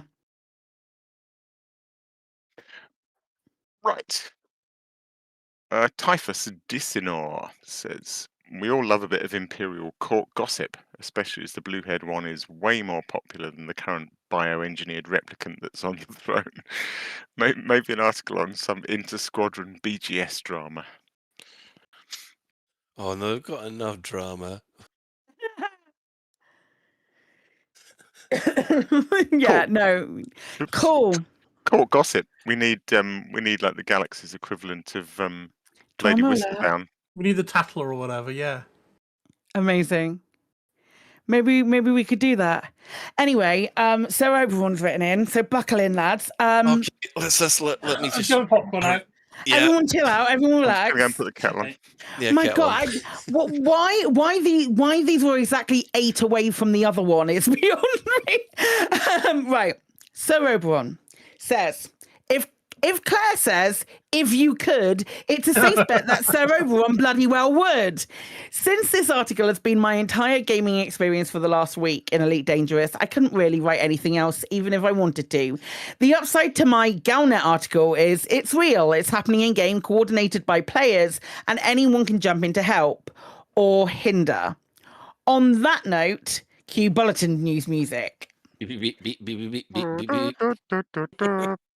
I just hear Tokoso's Galnet news music. That's fine. Galnet breaking news. Old Dominion core systems under coordinated pressure. Galnet have received confirmation that the Lords of the Old Dominion are facing escalating economic and security pressures across several of their core systems, prompting emergency measures and the mobilization of allied forces. Early reports indicate sustained external interference in Old Dominion space, including aggressive trade displacement and armed provocations by rival minor factions and unaffiliated private interests. Multiple systems near the realm's administrative heartlands have entered states of heightened tension, with local authorities reporting destabilization of markets, infrastructure strain, and challenges to feudal governance. The Lords of the Old Dominion are an independent feudal polity operating beyond direct superpower control. Their territories span key trade routes and logistics corridors, long considered strategically valuable for commerce and military resupply, especially to the Empire. Recent activity suggests that hostile factions are exploiting this positioning, applying economic pressure through market flooding and contract subversion, while simultaneously probing system security through proxy conflicts and opportunistic raids. Galnet analysts note that the pattern is consistent with coordinated pressure rather than isolated disputes, raising concerns that the Old Dominion is being deliberately tested while its forces are distributed across a wide expanse of space. In a rare live interview, Lord Wyatt Salinus, High Chancellor of the Lords of the Old Dominion, addressed the situation directly. What we are witnessing is not organic competition, but calculated encroachment. External actors are applying pressure where they believe we are most exposed. Our trade hubs, our logistic chains, and the worlds that sustain our people. The Old Dominion has endured because we govern, not exploit. That makes us an obstacle to those who profit from instability. These testing times are the result of unprovoked aggression against lawful systems that refuse to bend. Lord Salinus confirmed that the Old Dominion has not sought open conflict, but warned that continued interference would be met with decisive action. We will not allow our core systems to be hollowed out by economic warfare or threatened by mercenary violence. Our response will be measured, but it will be absolute. Galnet has independently verified that House Khmer and the Order of the Stellar Throne, both long-standing influential military and political figures within the Old Dominion, have begun force mustering and strategic redeployment. Sources report increased patrol activity, defensive fleet movements, and the coordination of combat wings to secure trade lanes, orbital installations, and population centres within contested systems. A spokesperson for House Khmer issued a brief statement. An attack on the Old Dominion stability is an attack on every house, every knight, every living soul that values sovereignty. We are honour-bound to respond. Meanwhile, representatives of the Order of the Stellar Throne confirmed that its knights have been placed on active readiness, citing their mandate to preserve order and defend the realm and the crown from external coercion. Pilots operating within Old Dominion space are advised to monitor local faction states and station news closely. Security conditions may shift rapidly as civil unrest or open conflicts emerge in affected systems. I think I need a round of applause just for getting through that. That was sight read. Well done. Well done. You know what? I'm going to request, if Oberon continues these epics, and they are epic, I think he needs to record them for us. No, I can read them. I'm fine with reading them. I'm honestly fine with reading them. I just love the idea of him reading his own things, and it's something less for you to do. No, I'm fine. I'm fine with that. It's good. It's good practice. I like sight reading. Well, that's true. Yeah. Sight reading's important. It's an important skill to have, so I'm working on it. So it helps. But that was really good. Yeah. Well, overall, we'd like more fluff pieces. Yeah, I think I was gonna posit a question to you, to you all, and ask a question is, in a perfect world of Elite in the state that it's in currently, or maybe in the state that it's in a month. Let's say Elite in the state that we predict that it might be in a month. What would we What would you personally feel would be acceptable is a funny statement, because anything is acceptable because we're accepting whatever Frontier give to us. But what would be your ideal balanced amount of Galnet articles to receive each week? Well, okay. I'll go first on this one, and then go around. I think what I'd like 2 articles a week. One which is to do with basically in-game events which the players might be interested in, which is serious, that you could take action on, and the other one would be a fluff piece that would kind of fill out the something silly, something along the lines of, I don't know, they're and it could be linked into Galnet. You know that there's a disaster over here and something or other, but they've just found that Benny the Beaver has been recovered and put in and spends most of his time just lying back in this bucket of water as all the rescuers go around it. Fluff pieces like that. Yeah. And I don't know why I said that we Benny sort the of Beaver. Jesus Christ, what's wrong? Stuff that we know that we wouldn't be able to see because we don't have access to that area, but it wouldn't change anything around the system, so you wouldn't instantly want to go there and see if anyone's talking about it. Yes. Yeah, but normally I would, I like what we're getting at the moment, because that those Galnet articles are kind of hinting at something that's coming along the lines. If we could keep them and just put this occasional puff piece in, that would just be silly to lighten the mood, and just give a bit of background flavour. So yeah, that's me. That's me done. Anybody else? Yeah, I mean, I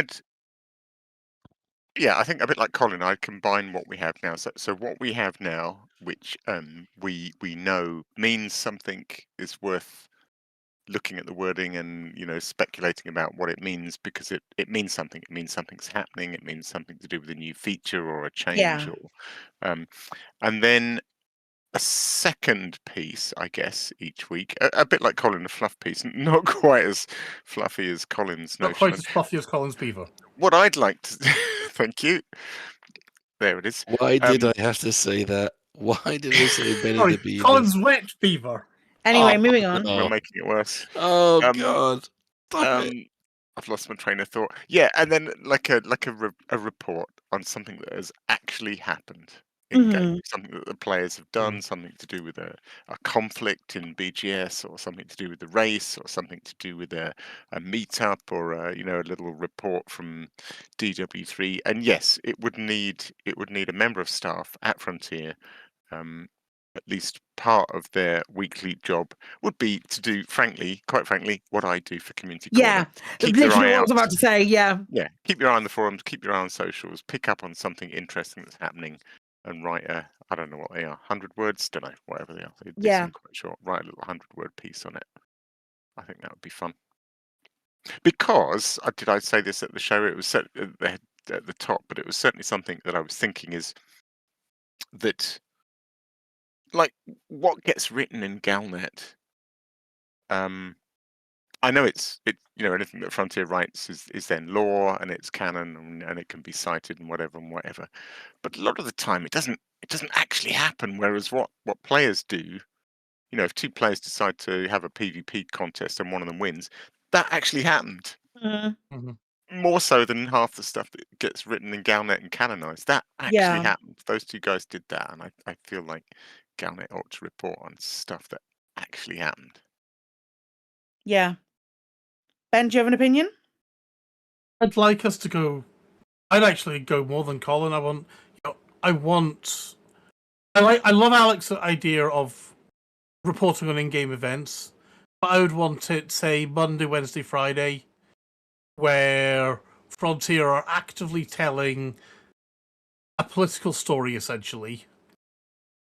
Or essentially telling a bunch of narratives, even. But then I love Alex's idea of and this happened as well. Yeah. I just think it is almost like what we had back when Alf was helping doing the writing, and they had about 3 or 4 people helping writing, didn't they? They had two. They had 2 writers, wasn't it? 2 writers. Yeah, they had Ben Hennessy and the girl who was whose name really escapes me, and that's the problem. But they had Hennessy and they had the girl writing on it as well. But she wasn't. I don't think she was full-time narrative. She did narrative and something else. Yeah, But I can't. It's kind of thing that sort of maybe Zach could help with, and the community managers, and between a bunch of them, they could spend an hour a week writing a couple of stories. Okay. How hard's going to be? An hour a week is writing a couple of stories. Saying an hour a week to write a couple of stories is a crazy talk to me. Firstly, but yeah, it's down to resources. That's why I said one. Yeah, I mean, I'm not expecting War and Peace, but yeah, I mean, I'd love that myself, but I know that would cost a surprising amount of money, which I think they probably want to spend it elsewhere at the moment. Yeah. I just, I think about the wasted time in my job where, where I've literally undergone 2 days of bullshit training. I'd far rather have spent that time writing in-game stories about work. Yeah. I think I sit at 2 in answer to like what would be a balanced amount, and I really wouldn't care what they would be about. Like I think we have a pattern of learning when a Galnet article is one that we can action, or we can do something about it, because it has Pilots Federation alert at the top of it. And I would say most people recognize that now. That said, I think it is important, especially when we have new players that come and join and start playing every day. We have new players that still pick up the game and take a look at it. I think it is important, if there is the Galnet article that goes out, that if it is one of those fluff pieces, a bit like Ventura, like, because we don't know if that's going to have any bearing. We're speculating that it's going to have a bearing on stuff in the future, but that is talking. He was a bloke who went walking in. His plan was to go to the rainforests on planet Lave. We can't go there. We can't do that. It's not something that will change. It might make more people come to Lave. Don't come to Lave. It's a shithole. There's nothing there. There's a couple of, you know what? That's a lie. If you go to Lave, if the only thing that you do from that article is go to Lave, you can see stuff where the first Thargoid encounter, something like that. That's a beacon that's in Lave, isn't it? Yes. So you can go to Lave, go and sit behind the bar with Chris for 2 hours, and then go and see that. There are actually a couple of things, aren't there? There are a couple of things, yeah. There's a couple of beacons, so that might go, if you go to Lave, maybe there is some more lore, and then you can start looking around. What's this Thargoid shit that we're talking about if you're a new player? And then it's like, they went to Sol, there's a thing on Sol, we can go to Sol and have a look at that. So maybe the article is literally just a gateway drug into seeing those those little beacons that are in space that people can go and visit. Yeah. Right. Right. Okay. Any other business like it? Oh, hi. Hey, if you're about tomorrow during the day, I'm going to be playing some Elite Dangerous over on twitch.tv/special effect team. It would mean the butts to me if you could come over and say hello. I've done new overlays for it and everything, because I can't use any of my music that I have a specific license to play on my channel, and I can't do anything like that. So come and hang out while I play Elite Dangerous and listen to Takoso. But that's where we'll be. Going and play some Elite from I think it's 1 till 5 is my takeover on that channel, so that's when it will happen. And I'm really excited but also really nervous that I've been like Special Effect trust me enough to have the information about their channel and those things. So, excite, but also terrifying. But come and give me a little nudge and say, "Yay! Well done, Claire, you're there." If you can, that'd be great. Right. Okay. Well, let's do our shout-outs then. Our sister station, Hutton Orbital Radio, it broadcasts on a Thursday at 8:30. You can tune in at twitch.tv/Hutton Orbital Truckers, or if you want the audio, go to radio.forthemug.com. For the discerning commander that still likes a bit of CQC action, even if you're on distance worlds and boarding a carrier, then check out the CQC Discord at discord.me/Elite Dangerous CQC. We're also giving shout-outs to the other Elite Dangerous podcasts. That'll be the Guard Frequency, who do other space games as well. There's Hillbilly Redneck Radio, otherwise known as the Loose Screws, over there in the States. That was the one I was looking for, not Cheesy Eating Surrender Monkeys. My apologies. Hillbilly Redneck Radio. It's only actually, if you listen to them, they're not rednecks at all. It was only Ty that had that southern twang accent when he first started. Then we've got also the Distant Worlds podcast that happens every other week for all your Distant Worlds news. And if you speak French. How dare you, Colin? I'm not a cheese-eating surrender monkey. I let the funky music do the talking. I hope we've not alienated those guys. I really We're do. alienating everyone today. What are they going to do? Surrender?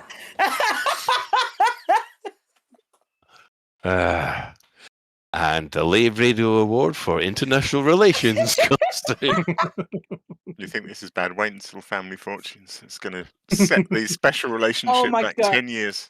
I need to get my mute keys ready. Maybe the return of Chiggy Madraw. Right, anyway. Yes, that is the Elite Dangerous podcast, who also do those fantastic missions as well. So following that bit of xenophobia, we have the latest Galnet News Digest, as provided by Commander Witherspoon and Commander Beetlejude.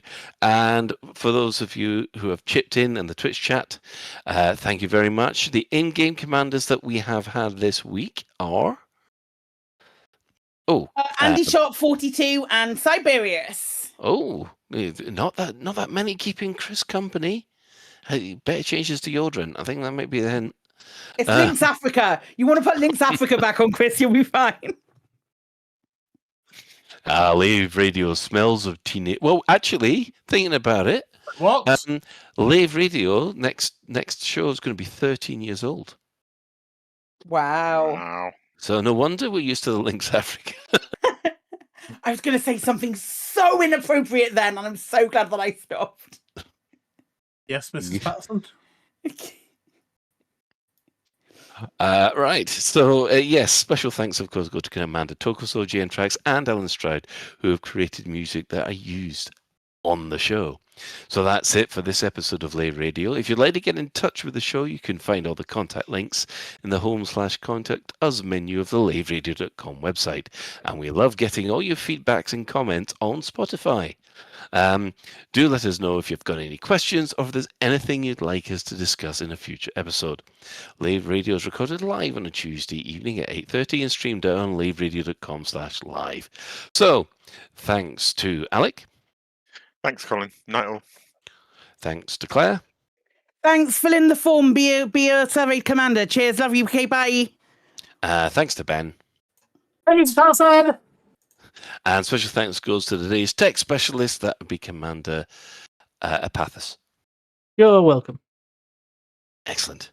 So until next time, Commanders, fly safe. And if you can't do that, fly dangerous.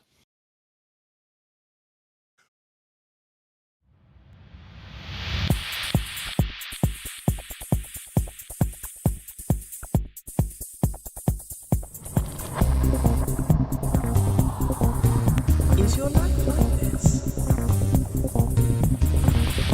Sounds like someone having an orange inserted into them.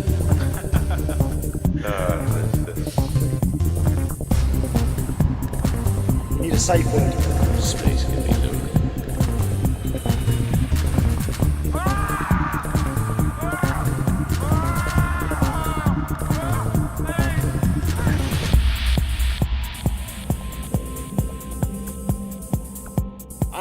gonna see the galaxy.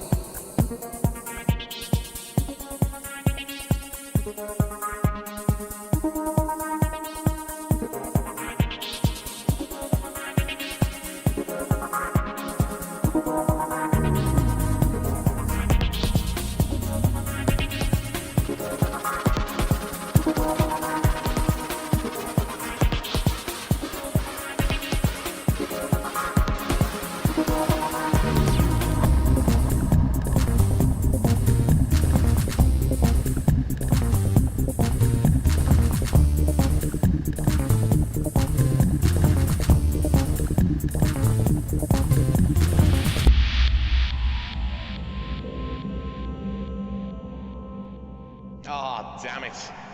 No worries, guys. Hold the fort for 2 seconds. I'll be right back. Galnet News Update, 10th of February, 3312.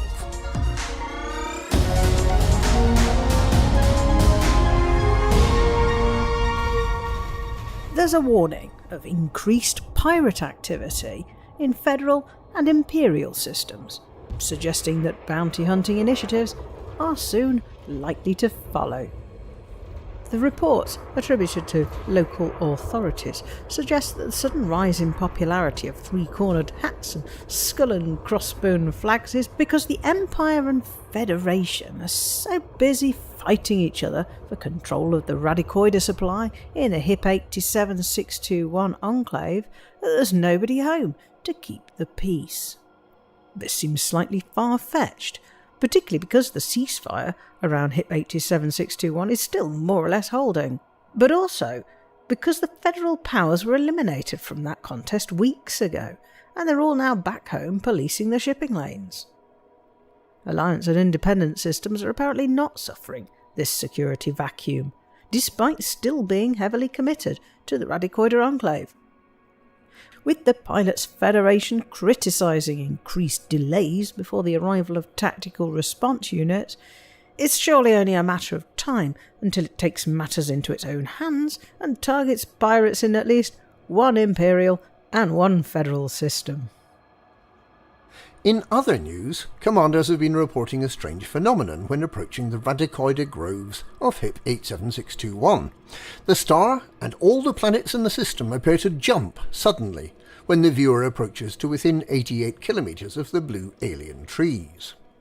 Radicoida are only found on Planet 1 and the moons of Planet 2 in HIP 87621, celestial bodies that appear to have been grafted onto reality by the October Consortium just before the permit lock was lifted on 13th of November last year. It may be that the Radicoida is able to distort reality in some way. Notably, reality continues to be distorted even after jumping away to a new system, and remains so until the ship's computer is fully rebooted by logging out and logging back in. The Distant Worlds 3 expedition is en route to Beagle Point. Following the resignation of two of the organisers earlier today, the organisation's communications team has confirmed that the expedition will continue as planned. And finally, there are more ways to buy arcs, with Altarian dollars, Calganids and Latinum now accepted as valid currency. Commanders previously unable to buy arcs may like to visit the store to see if matters are any better now.